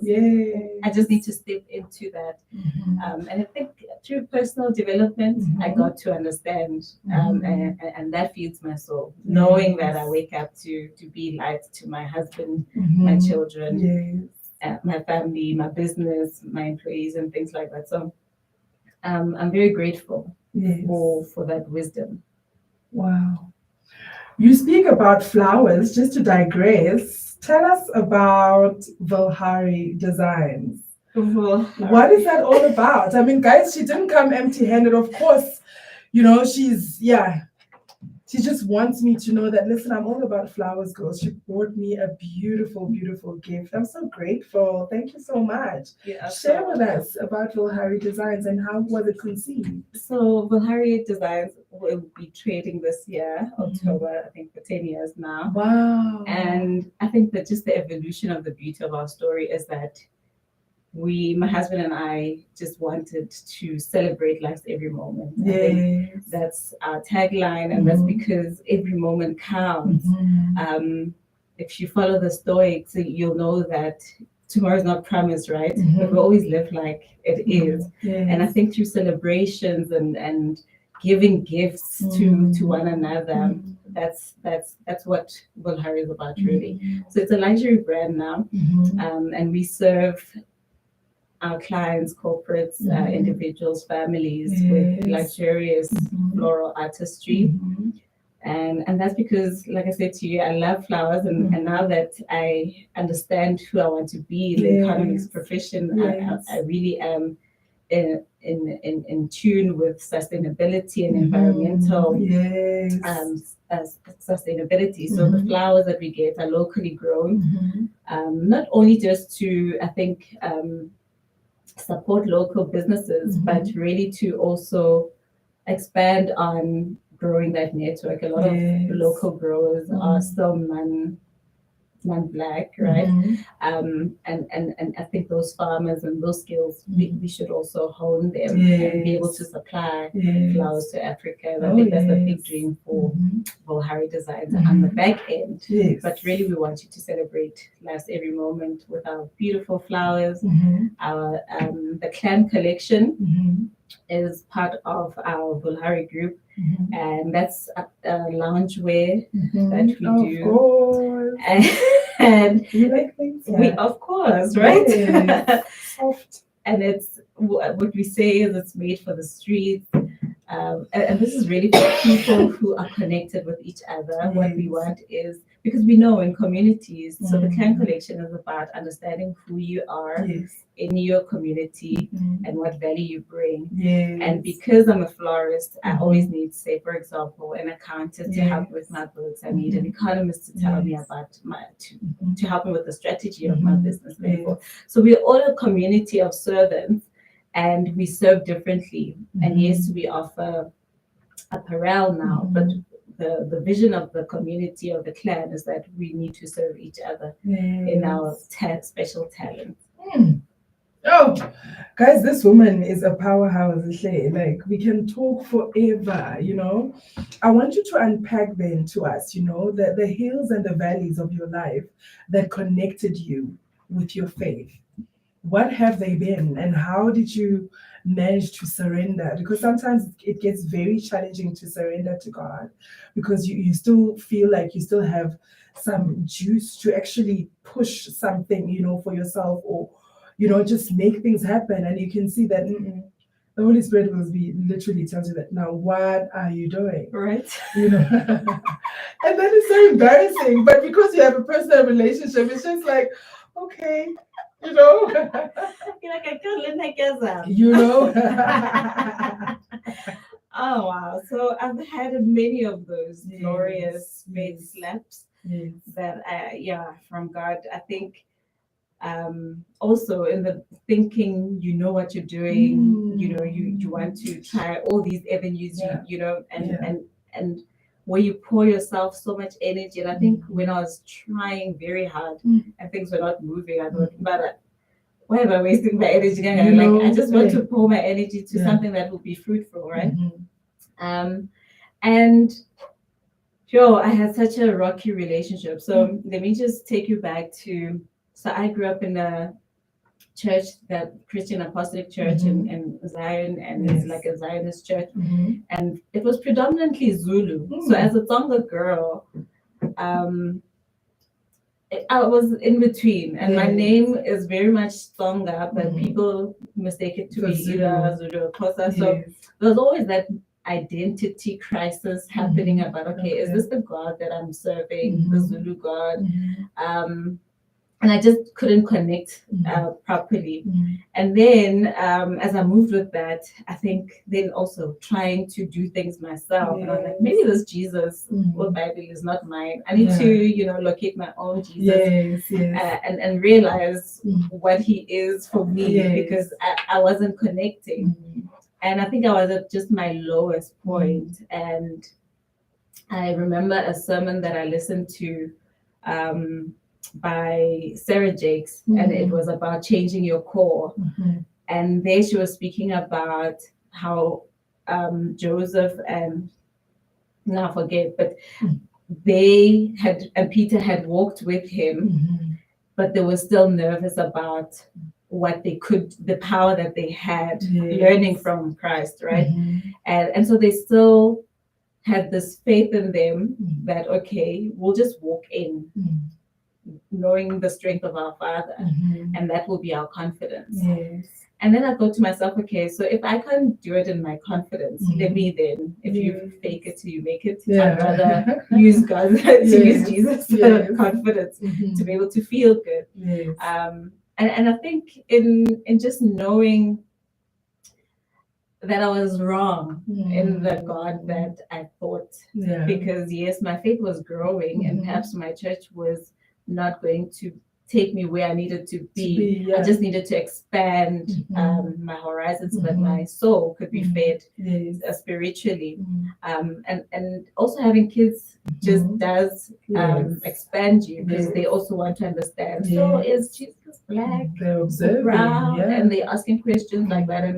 And in me wanting to be able to give them an opportunity to have a relationship with their creator, I thought it's always best to tap into that relationship I didn't want to, that I was happy to ignore. And I think God just tells you, like, my baby, just come here. Come home. Come home. Moment, So I had an identity crisis in my faith. And once I read, I think I had read it before, but there's First Peter, a verse there that talks about us being the royal priesthood, the chosen generation, and being called to his marvelous light. And I carry that with me. Hence I call myself Royal K. Blooms. It's because of that. But I'm really grateful for the journey that God took me through, because I think my relationship with God is much, much more fulfilling now. It's no longer about trying to please. It's more about working with him to say, okay, so what do you want me to do now? Like use me, right, Lord, lead me. Wow. Sure. How would you then encourage a young man or woman, man or woman, in pursuing, a relationship with God? How would you, because, funny, I was talking with Usistene, so, she's a youth leader between the ages of 16 to 21. That's a very sensitive age where now they're questioning things, and that's where you lose them, and that's where you might lose them, God forbid. So how would you encourage a young one coming after you that's actually being challenged with a similar thing that you were challenged with, that you actually overcame? I think being open. So what worked for me was, I've always been attracted to successful people that always honed their craft and just were excellent in what they did. And when I started to tap into them, I was pleasantly surprised at what a powerful relationship. They all spoke about God. They all spoke about seeking his kingdom, to be able to be all of what God intends for all of us. And I think that inspired me, because remember, this was a lacking point in my life. And when you try to do life on your own, you start calling God universe, and then you're thinking, I want a real connection, right? So I think what young people or people who go through that encounter have solid friendships, have a knowing of self, to stop yourself when you're going off track first, and then if that validation comes from the people who pray around you, then that should also be supportive, and always seek to understand who you are. So I think my journey of trying to understand who is Khanyisa, why am I here, has also solidified that relationship, because then I knew I could be this vessel. And who doesn't want to raise their hand to serve, right? So I'm really happy to serve and be able to be in spaces that I don't understand, but now believing her blessings are what God sees. So a blessing for me is no longer a thing that's earned. It's more of an affirmation from God saying, I can see your excellence. You can grow into this thing and become what I intend you to be.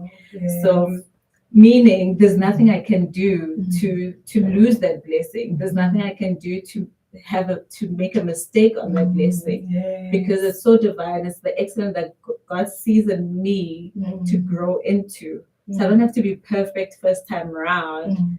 I can be learning while I'm growing. So I just allow yourself to be one with Source. Oh, guys, on that note, we can listen to her forever. Let's play Dr. Tumie. You deserve it. Enjoy.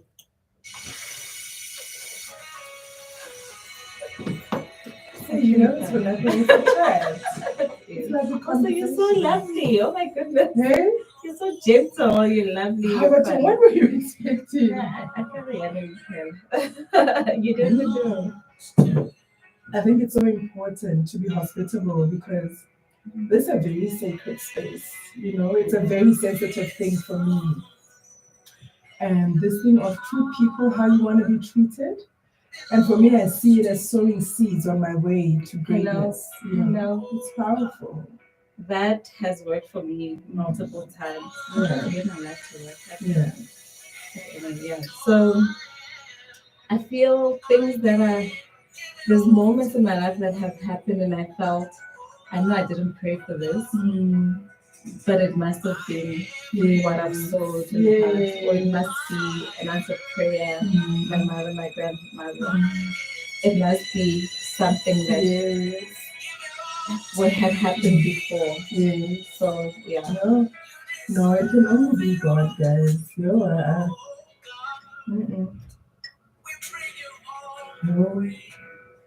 So all you three, you met at a function. How beautiful. So I met, and actually, interesting enough, at that event that I went to meet, where I met Nandi, Nandi was one of the keynote speakers. And I never met her again, I think at that time, until recently when she launched her property business.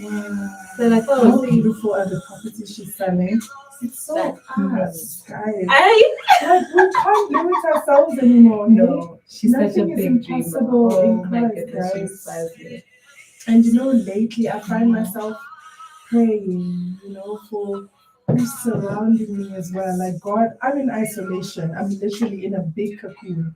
God is just redoing everything, and I do tell him that, Lord, me and my daughter, we know you, God, we so loyal. And then he would say, it's not time. I'm like, so where do we go? It's like, go to church. I've given you a community. Go to church, And I see on how he's also placing me, because now he's actually telling me all these ladies that I've had here, something great is going to come out of that. And it's like, okay, God, should I start with like, it's not time, sit down. Okay, can I just write it down? He said, yeah, write it down, it's fine. And it's amazing on how being obedient and being teachable, there's so much power, because we delay ourselves, man. Like we delay ourselves so much. And I love that even in the hardships of life, he still finds a way to bless you. Right? Actually, someone was asking me how are you doing all of this, And the first half of the year, I said to her, it's such a fun roller coaster because the things that are working excellently. The ones that are not, they're also on that path. They're really bad, but I choose to focus on just moving forward. Oh, yeah. Because, and I love that because my spirit is no longer anxious about, oh my gosh, I'm so calm. I'm like, God, you know what you're doing. Now, as long as I show up, then I know you will do the rest. So, and that's such a peaceful state to be in. I've longed for it, and I'm so happy to be in it. Yeah, things have been happening, but I think just the calmness of the soul. Like I don't feel anxious to solve or fix. I'm like, this is what's working. I'm vibing with it. No, even at work, like looking at the kind of anointing that you guys carry in the corporate space, because it's no longer, you're like, Lord, yay, Lord, you are here, right? I mean, I've been told that, as an economist, you should be more aggressive. This is an investment space. So how we work? You sound like in the market. I'm like, we can't all be the same. That's not me, darling. Yes. We can't all compare. And it stressed me. You know what? I had a gift here to Enoch. She was actually launching her album last week. There's so much power in having that soft power, right? Because it speaks so much. Like in just with your voice, Kanye, I actually just want to edify you. Just by you, do you know how many things you are breaking in that room? Just by you saying, good morning, I am Carissa. Thank you so much for having me on this panel. I mean, as we've discussed 1, 2, 3, I just sense that, it breaks so many things. And it's that grace that's going to continuously open doors for you. Trust me. Like there's so much power. I think, when Usi's Tumie was saying, I mean, she's a chief risk officer at the JSC. We work together, and she's like to me, just be who you are until us as people we stop conforming and become and just live out who we really are. We're not going anywhere. Imagine if you can't be aggressive. Have you seen yourself? Imagine this slender, well-posed, and I feel that. It's gonna be like, there's something wrong with it, right? Sure. Oh, now we're gonna talk about. I'll tell you now. Yes, we're gonna talk about the defining moment in your life. Okay. No, Kanisa, no. No, I cannot with you. You are a chief economist at Allen Gray. Do not even. Hey, don't say that out loud. Alex Paul. Oh, Alex. But maybe I'm speaking live.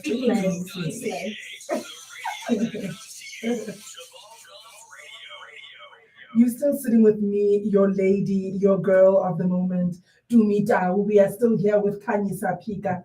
Kanyisa, share with us the defining moment in your life and how you have matured from who you were then to who you are today. You've already touched a bit on that, but we want you to go deeper, dig deeper, more. We want to know, the defining moment in your life. Let's go. Yeah, Tumie, thank you for your questions. They're like, real good, reflective questions.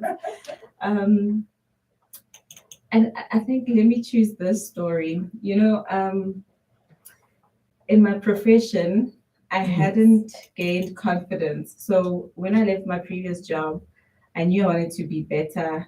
I wanted to do more challenging stuff, and I was excited about that journey. And I landed a job in the financial industry, coming from government. Yes. And at that point, I thought, sure, I am so blessed, right?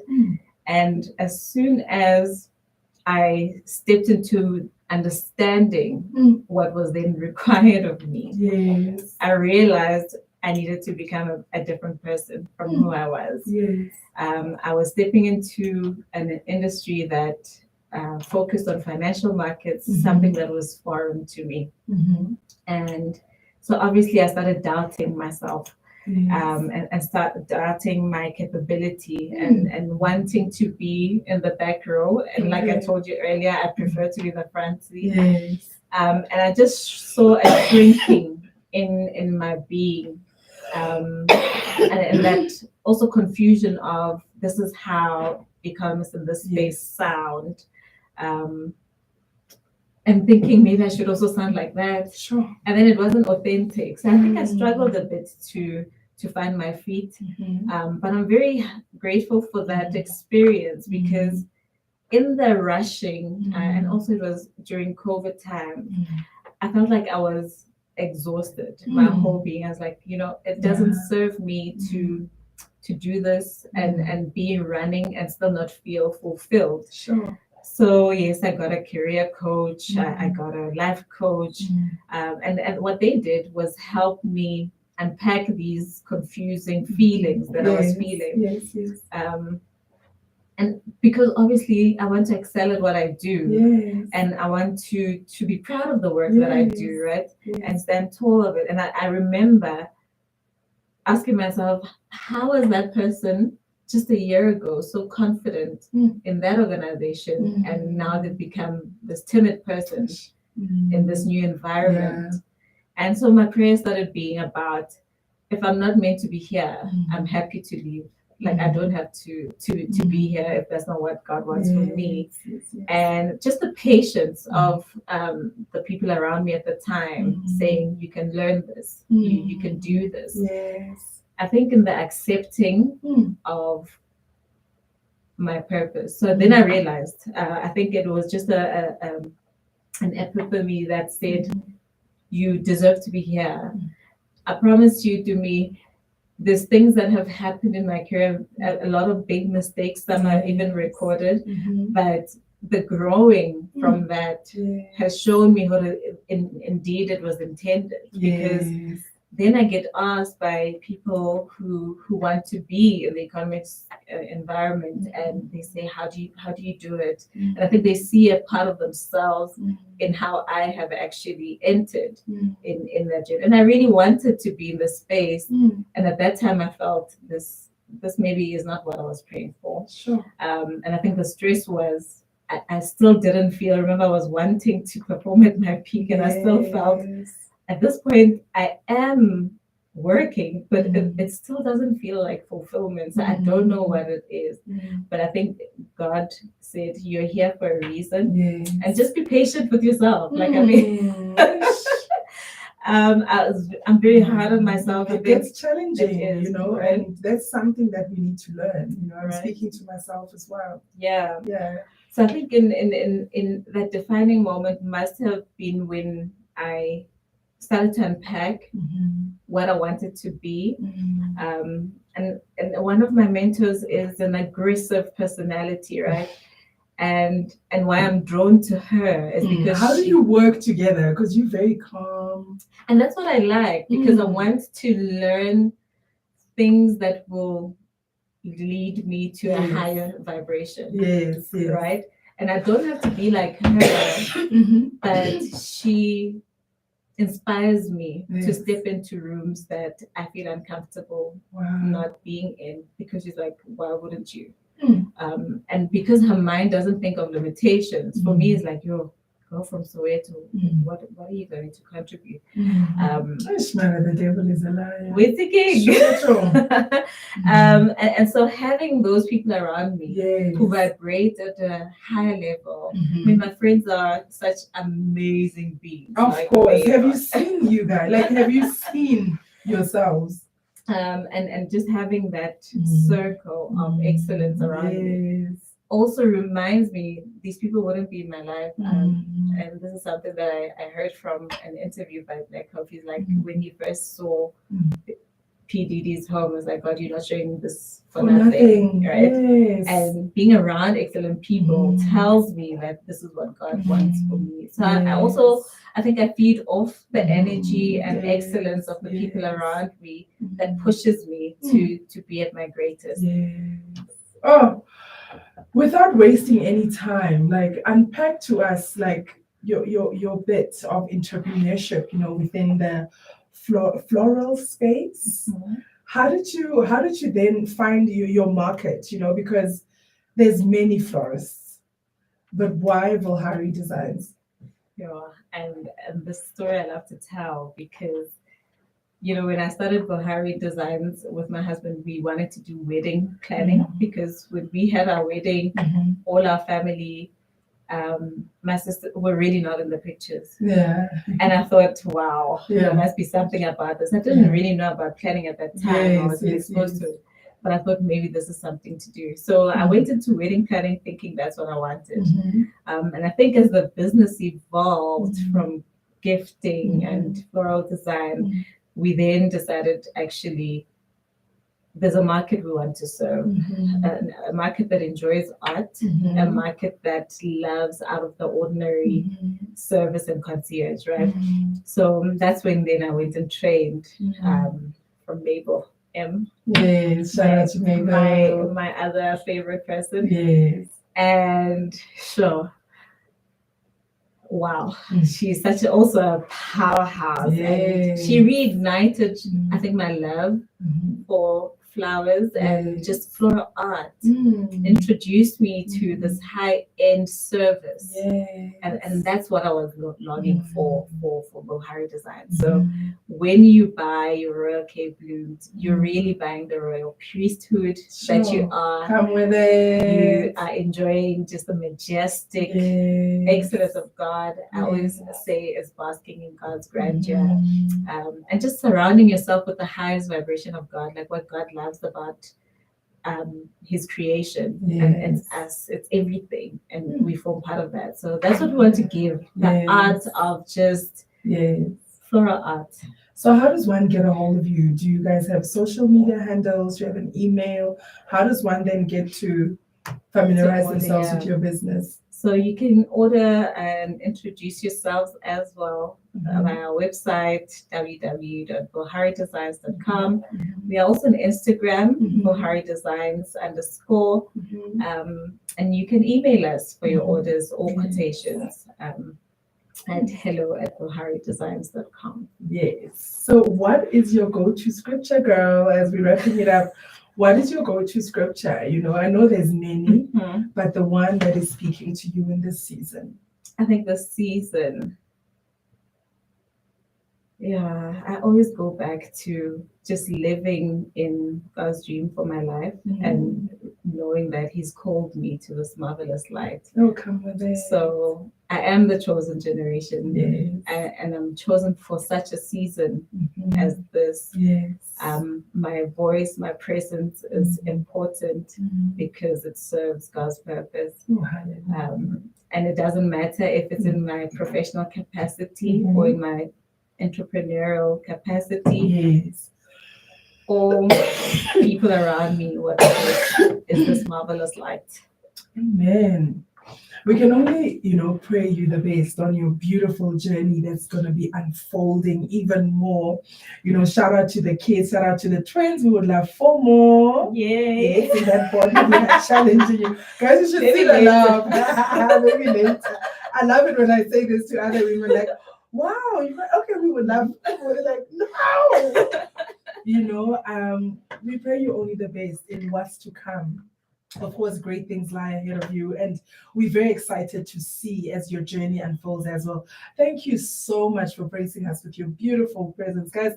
She's so elegant, she's so poised, very calm. And I love what she said about people perceive economists to be very aggressive, but there's power in you being you as you are. You'd be amazed at what you do. You're breaking that ice, that stereotype, because not everyone is aggressive. Not everyone has an aggressive approach to life. Other people are like you, slow power, silent power that where people don't even see you coming. Thank you so much. Thank you. Keep your light shining. Oh, Kanyisa Pika, ladies and gentlemen. On that note, Lord, your goodness. Let's go.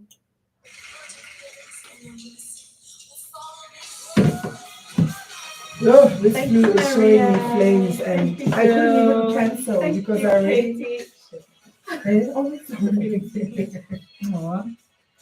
Thank you for tuning in, guys. Thank you, Mikey. Thank you, Pro. Thank you, Mawinza. Have a good evening. Thank you, Katie. Thanks, Win. God bless you, my people.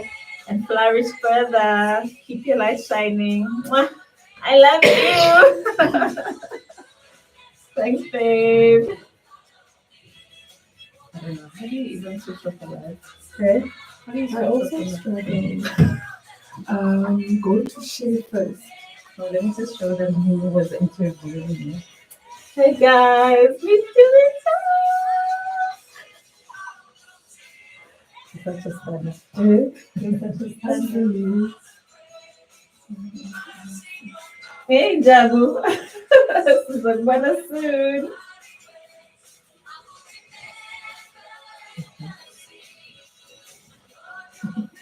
Oh, maybe you can share. I forgot to share.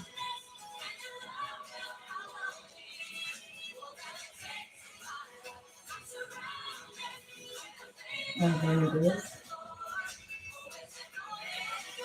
You found it. I can never. It does this to me all the time.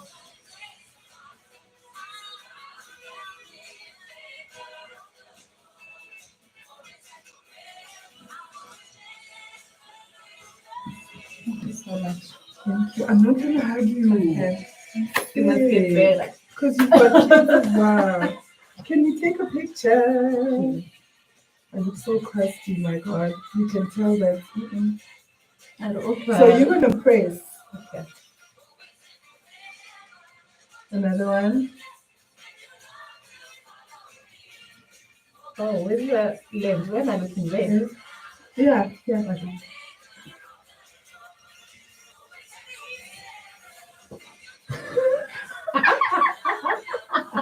You're such girl. You're so beautiful. Shay. Don't change for anyone. You're a powerhouse in your right.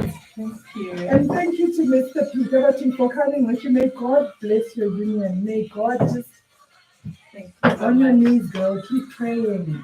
Thank Keep you. praying. God is with you guys. Thanks so much. Please, the kids, how old are they? They're 7. Oh, I never could. No, I do, man. But we want 2 more. Eh? Now I'm fine with 1. I don't want to lie to you. No. 1 is fine for now. For now. Yo, I'm like, Mama, how did you do it with all of us? I did it too. Me, I'm like, man, you're off. No. Take care. Bye-bye. Please drive safely, man. Thank you so much for the beautiful. I've always wanted a flower like this, but when I go into Woolies, I'm like, you challenging me because I need to take care of it. I promise I'll send pictures every week. Like, Yes. I'm speaking to it now. Thank you so much. Bye-bye.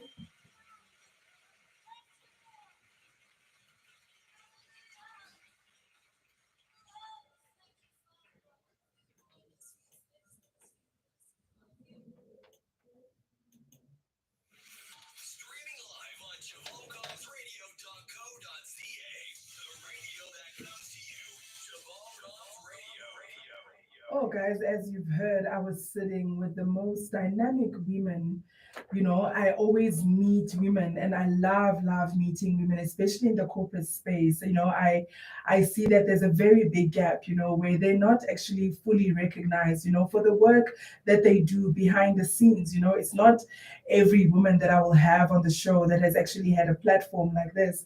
And it's so beautiful to watch them, you know, share with us their stories, you know, their stories in faith, in life, you know, in being mothers, in being wives, you know, in being sisters, in being friends and aunts, you know, and of course daughters. And just for them to share with us, you know, their different, you know, journeys in life and their spheres of influence. And it's so beautiful to see God working even behind the scenes, you know, in corporate spaces where Usistiniso actually said that it's so easy to find yourself conforming because there's so many altars there, you know, where we find ourselves in you know, in the different corporate spaces where we work, you know, and the change that God can do through us. It's so amazing.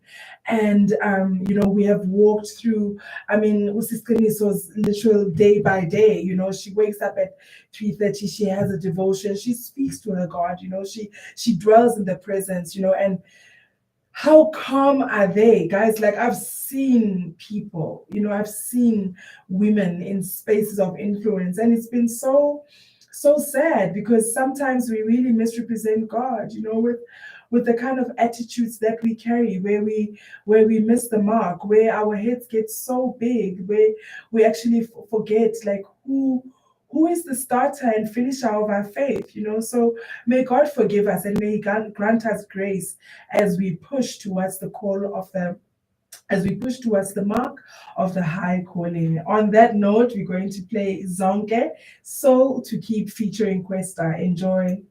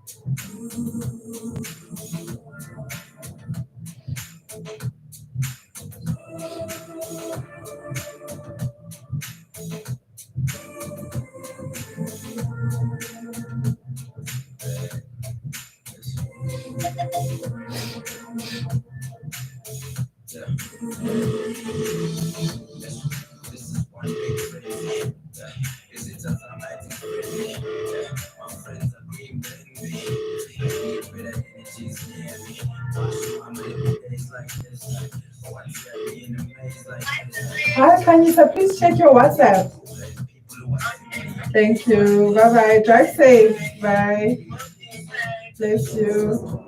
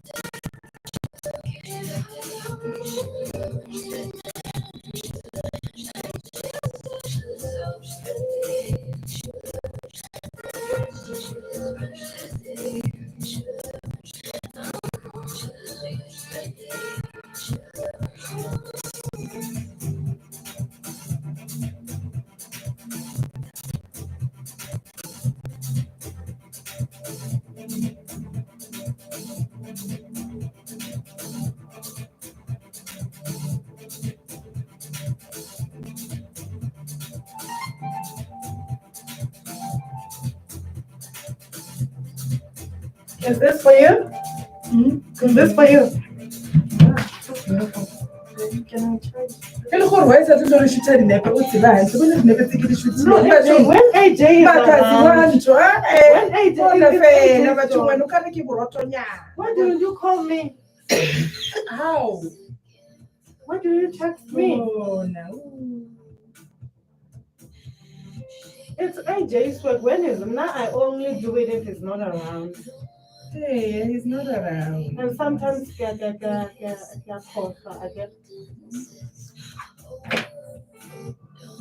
Can I leave flu? Never be careful.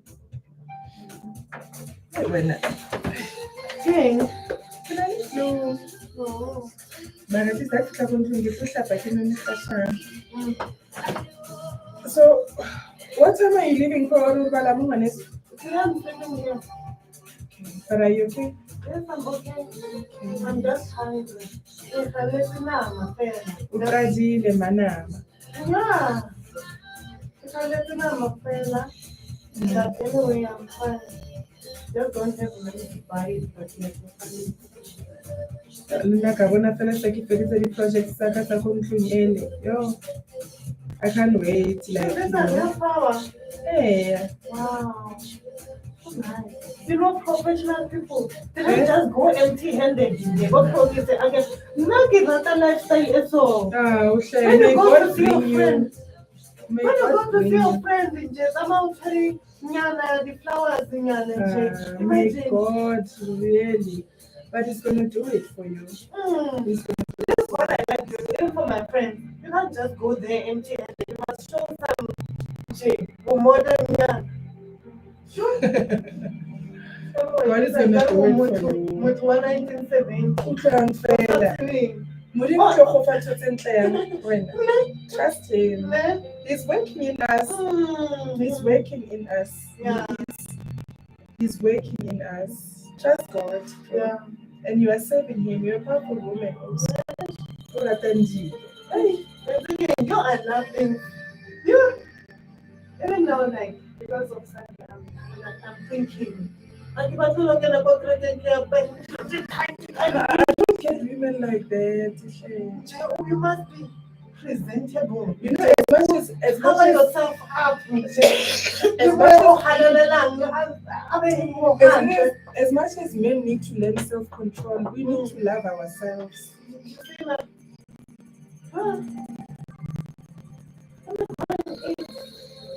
Why you when the next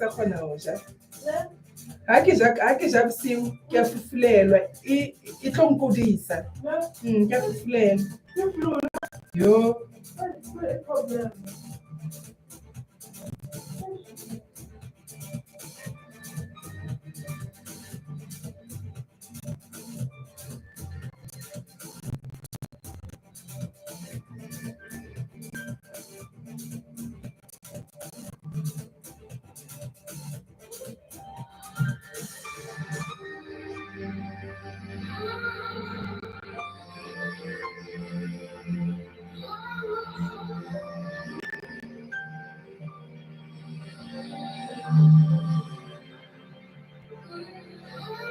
Streaming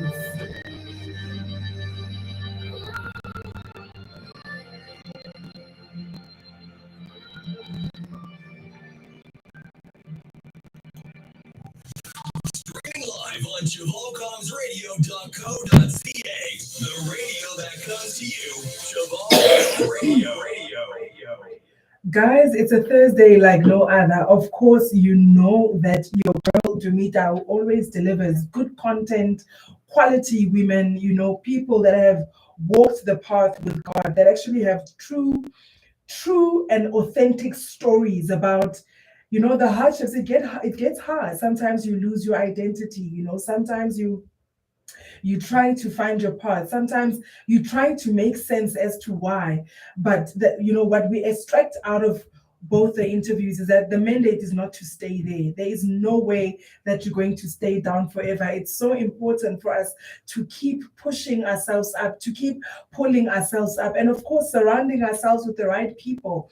I can tell you where you're going just by seeing the people that are surrounding you. So the people that speak into your life, it's so important, guys. Like the kind of quality of people that you keep around you actually determine where you're going in life, because there's no way that you can sit around game changers or anointed men and women of God and stay the same. You're also going to to want a piece. You're also going to want to learn on how they do it, on how did they come up, how did they get to get to that place. You hear about their defining moments in life.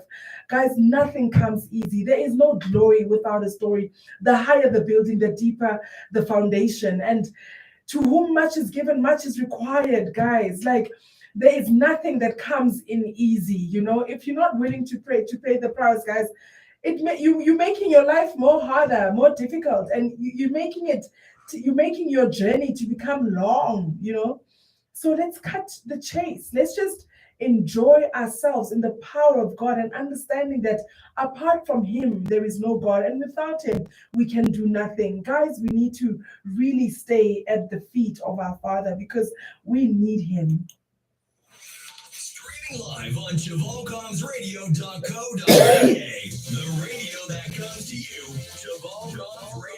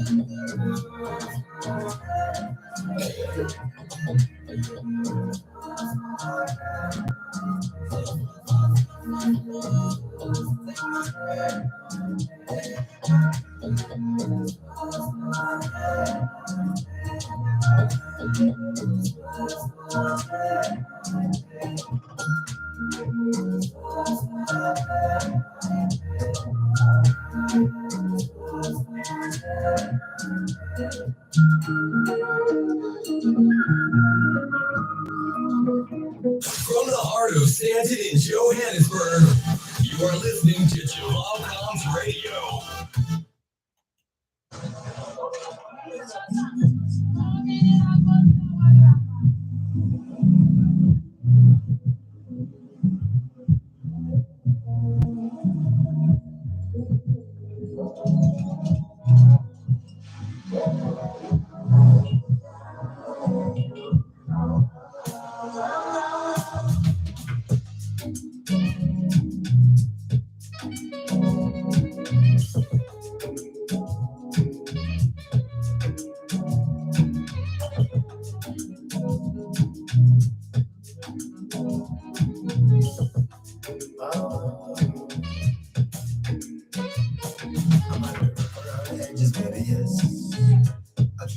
And I do what make me happy. Nobody can deny me that I'm blessed.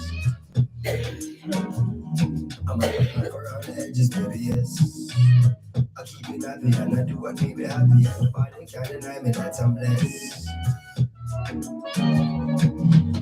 Self-preservation, self-elevation. These kind of things need self-celebration. No hesitation, no reservation. Go for the big leagues, no relegation. Let's celebrate life, kick back and take five. And give thanks to the source that create life. To see a sunset or see a sunrise. And see my sun born with these same eyes. To see my sun smile bright in every gray sky. He's going so fast, that's why every day I give it 100, not 190. Praise the Almighty, the Father Almighty. Feeling blessed, oh. Say tonight, me my guys.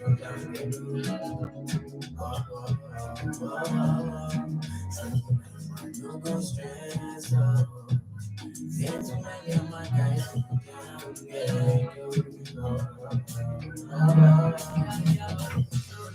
Make I tell you, see my life is like a movie. And if I tell you all these things, I don't say truly. See my eyes don't see. Before my life come me, say many tries to fool me. But I didn't pray for my enemies, and truly. And I didn't pray for my kids, that's my blessing. Pray for the friends I lost. Pray you never see no loss. Yeah. Some pressure, we turn to pressure. I don't see where pressure make my breath. Yeah. So make you live your life, change and you regret them. With my pressure, I got it. Time to get control. My brother make you know. Life when I did, say I didn't leave, I'm on the low. Hustle every day, you got to take control. Never buy the money, man, I'm staying in my zone. I'm feeling blessed, oh. Say tonight, with my guys.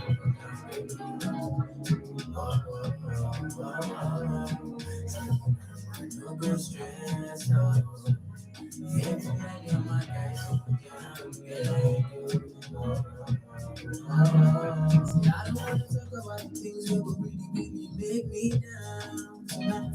Say, I don't wanna talk about the things that will make me frown tonight. Say, I just wanna hold on to my corner, everybody make you cool me down. Say, I just wanna hold on to my corner, everybody make you cool me down. Just baby, I keep it happy and I do what make me happy. Nobody can deny me that I'm blessed. I'm a rock around the edges, baby, yes. I keep it happy and I do what make me happy. Nobody can deny me that I'm blessed. I'm feeling blessed, oh. Say tonight, you're my guy.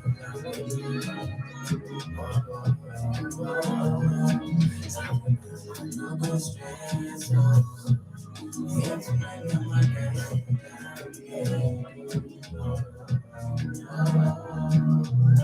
Some people think I be rich. Nobody down think I shit. Nobody know my shit. Nobody see them on my baby.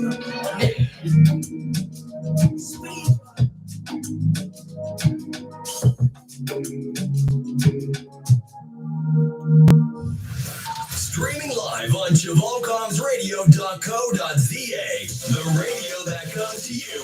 Jamal Comms Radio.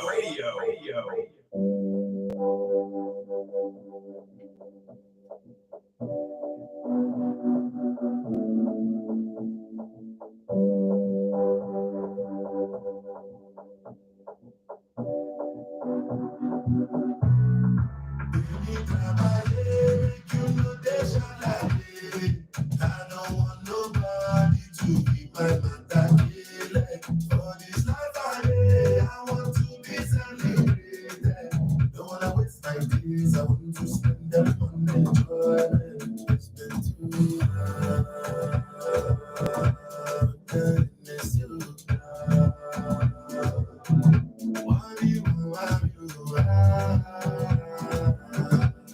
Everybody,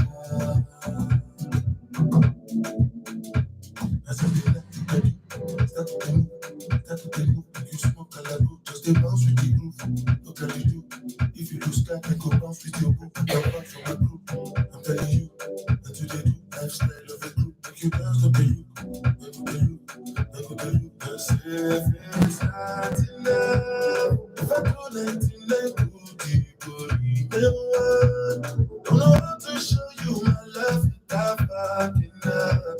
But I can find you a new baby, if I need you love. Baby, come out here, make you know they shall like it. I don't want nobody to be my man. For this life I want to be celebrated. Don't wanna waste my days, I want to spend them on enjoyment. Spend too much, miss you.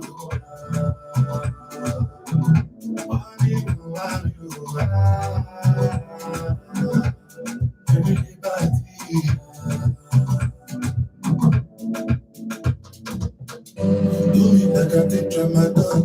Don't want to feel nothing at all. Yeah, you like go to Calabar. Give me more like I be bouncing. Paragon. Let me higher what you want to. But now I don't understand you. No matter what I do, there's not enough. If I do 99 to be good, then what? Don't know how to show you my love without money. But I am feeling.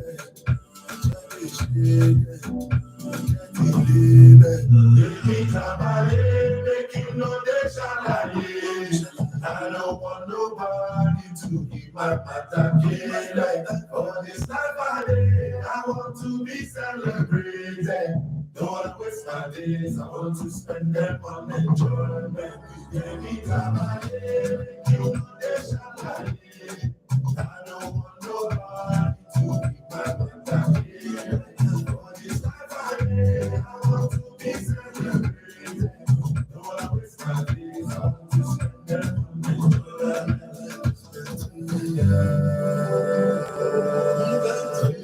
Miss you.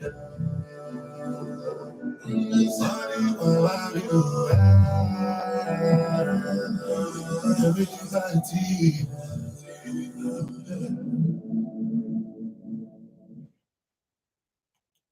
From the heart of Stanton in Johannesburg, you are listening to Jamalcom's Radio.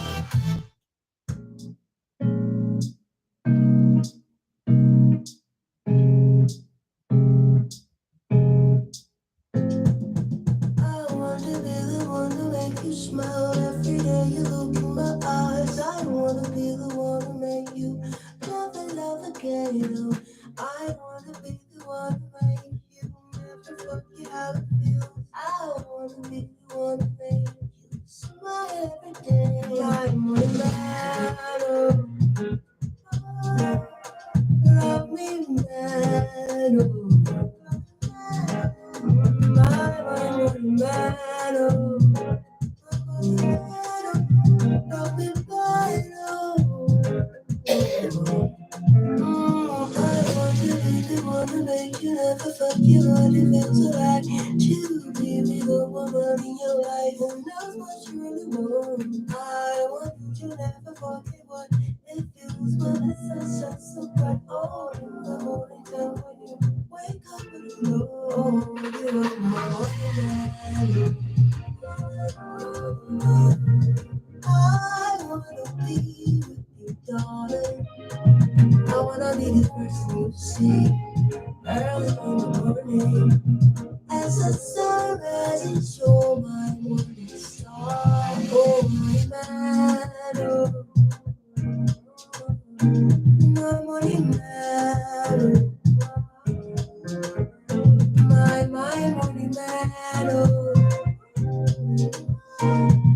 Morning man, oh.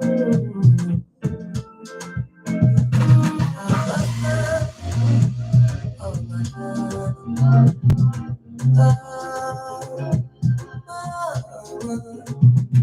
Yeah, yeah, yeah,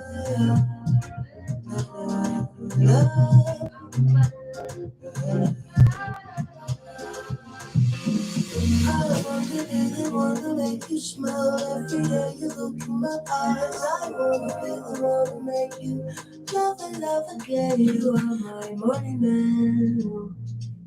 My morning man, my morning man. From the heart of Stanton in Johannesburg, you are listening to Jamal Comms Radio.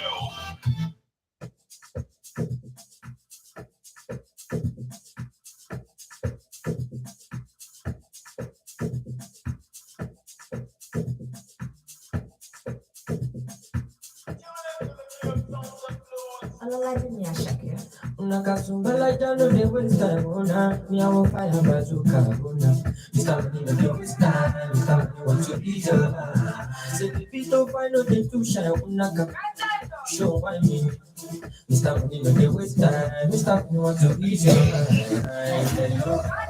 carry back a little below I'ma take a phone for the ghost and you know what kilo Kumatingas, she not say no father. I got that from Osaka for the Buddha, she do Japa, she do Japa. But when you got that, you give me that one. I'm like nonsense, we are going I'm like nonsense, we are going You she do Japa, but when you got that, you give me that one. I'm like nonsense, we are going I'm like nonsense, we are going Sunga, sunga la ja ja ja sunga, sunga sunga sunga, sunga la ja ja ja sunga, olu sunga ja sunga, sunga sunga sunga, sunga la ja ja ja sunga, sunga sunga sunga, olu sunga ja.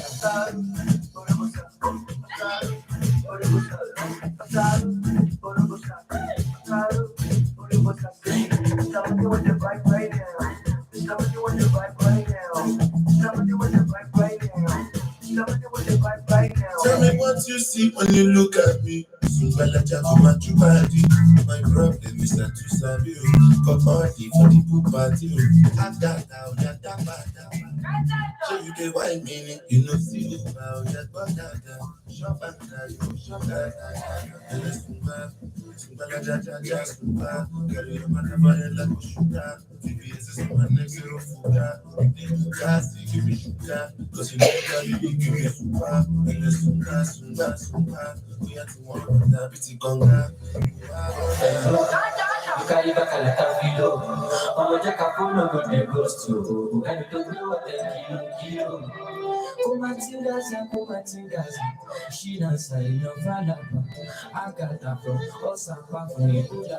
She do Japa, she do Japa. I'ma take a tap in me now. I'm like nonsense with your over. I'm like nonsense with your over. She do Japa. I'ma take a tap in me now. I'm like nonsense with your over. I'm like nonsense with your over. Sunga la ja ja ja sunga la ja ja ja sunga oyo sunga ja sunga la ja ja ja sunga oyo sunga ja. Cause you know you carry give me super and the sunga we have to want about that bitty conga Ulubaboda.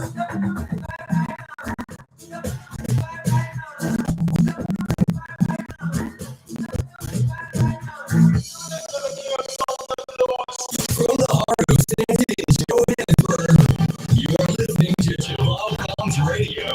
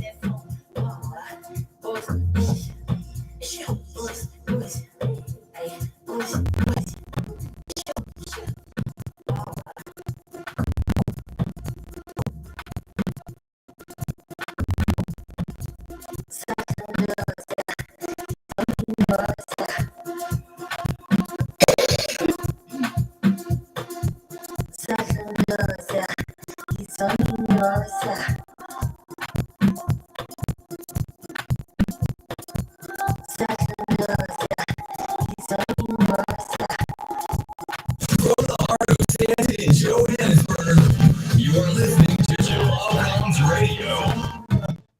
A show like no other, where we unpack the realities of life with corporate men and women that are holding quite their spheres of influence within the corporate space. As you've heard, the greatest foundation that you can have in life is God. And apart from Him, guys, we cannot do anything. And until you internalize and be at peace in knowing that God is the ultimate source of our lives, Jesus paid the price for us, guys, and there's no glory without a story. It's so important for us to align with the will of God, of which His will is found in His word.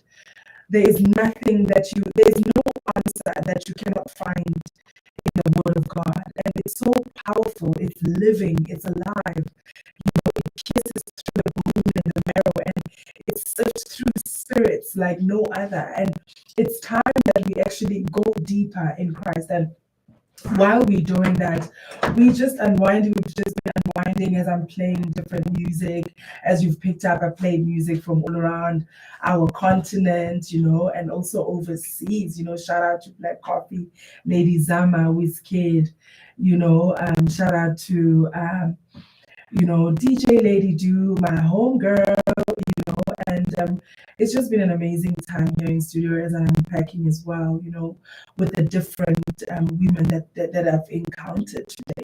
Let's not take for granted the people that come in and out of our lives. And everything is for a reason. There's no glory without a story, as I always say. Apart from God, we are nothing, guys, and we cannot force the matter or try and negotiate. It's the truth, it's the truth that I live my life with, and it's the truth that I know for sure that Jesus will come someday. From the heart of Stanton in Johannesburg, you are listening to Jamal Combs Radio.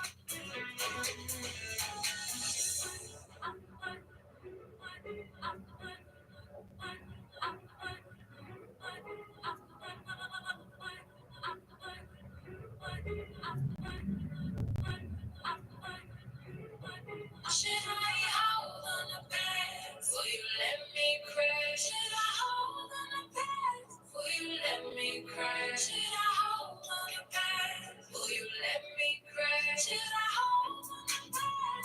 Will you let me cry? You are the citizen, resident, resident in my heart. You are the citizen, resident in my heart. You are the citizen,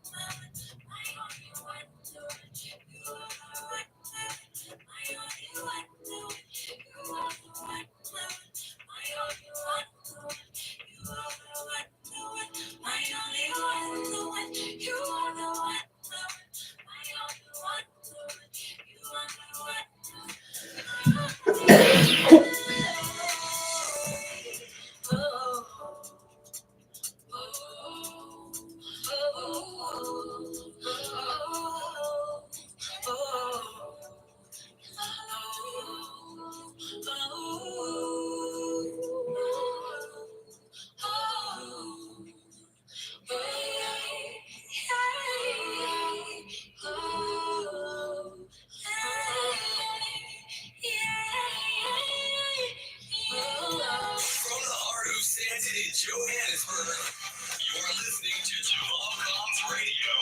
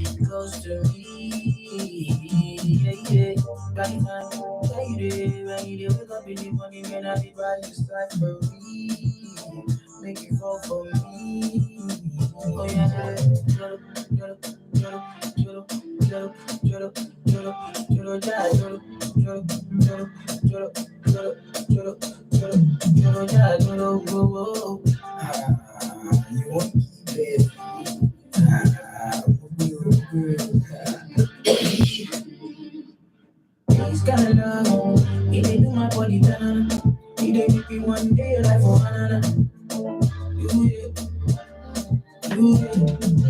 This kind of love, say you did my body banana. You did me one day around you banana. Dance to my photo, make you banana. Oh, nah. Choro, choro, choro, choro, choro, choro, choro, jara, choro.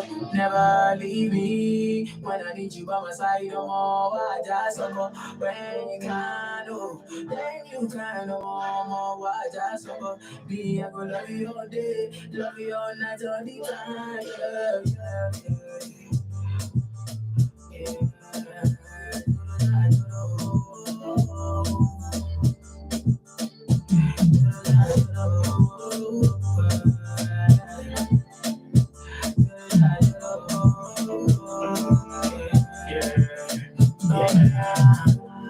Yeah, deep down, baby girl, I know you wanna deep ride on it. Every night she says she just wanna climb on it. See us get with the good design on it. Wow, wine. Baby girl, I know you wanna deep ride on it. Every night she says she just wanna climb on it. See us get with the good design on it. Wow, my daughter one time now. I know you didn't come out, my daughter two times.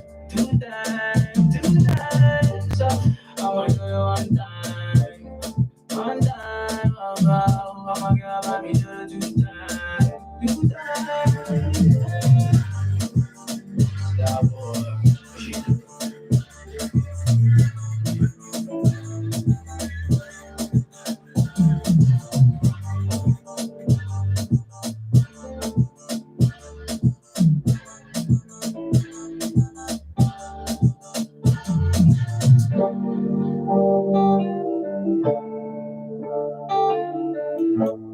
From the heart of Stanton in Johannesburg, you are listening to Jamal Comms Radio.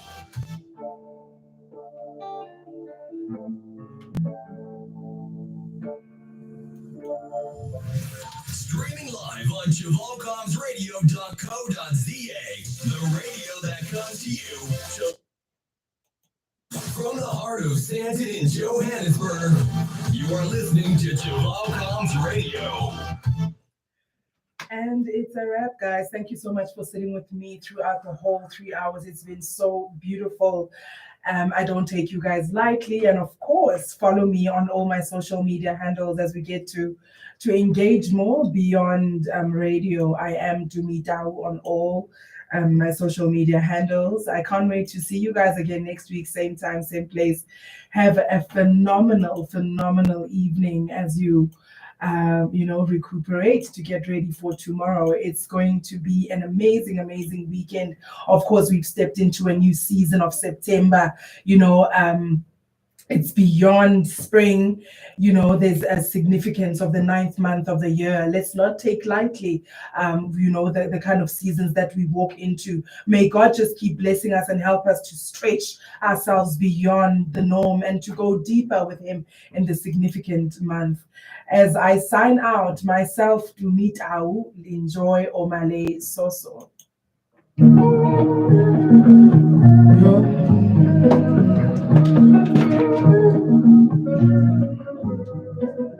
AJ, let's talk about AJ.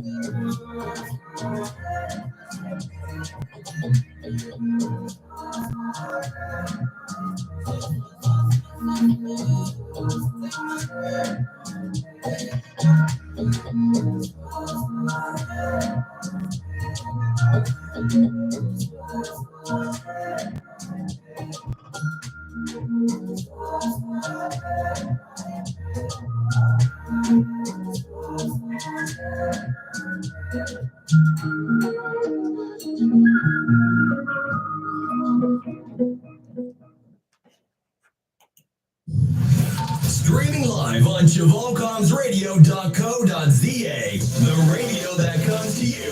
Chavalcoms Radio. Broadcasting live from Stanton in Johannesburg. Ladies and gentlemen, this is Chavalcoms Radio. Broadcasting live from Stanton in Johannesburg. Ladies and gentlemen, this is Chavalcoms Radio.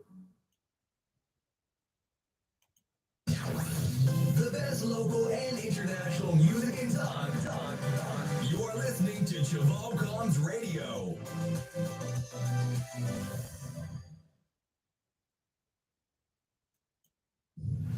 Streaming live on ChavalcomsRadio.co.za, the radio that comes to you. Chavalcoms Radio.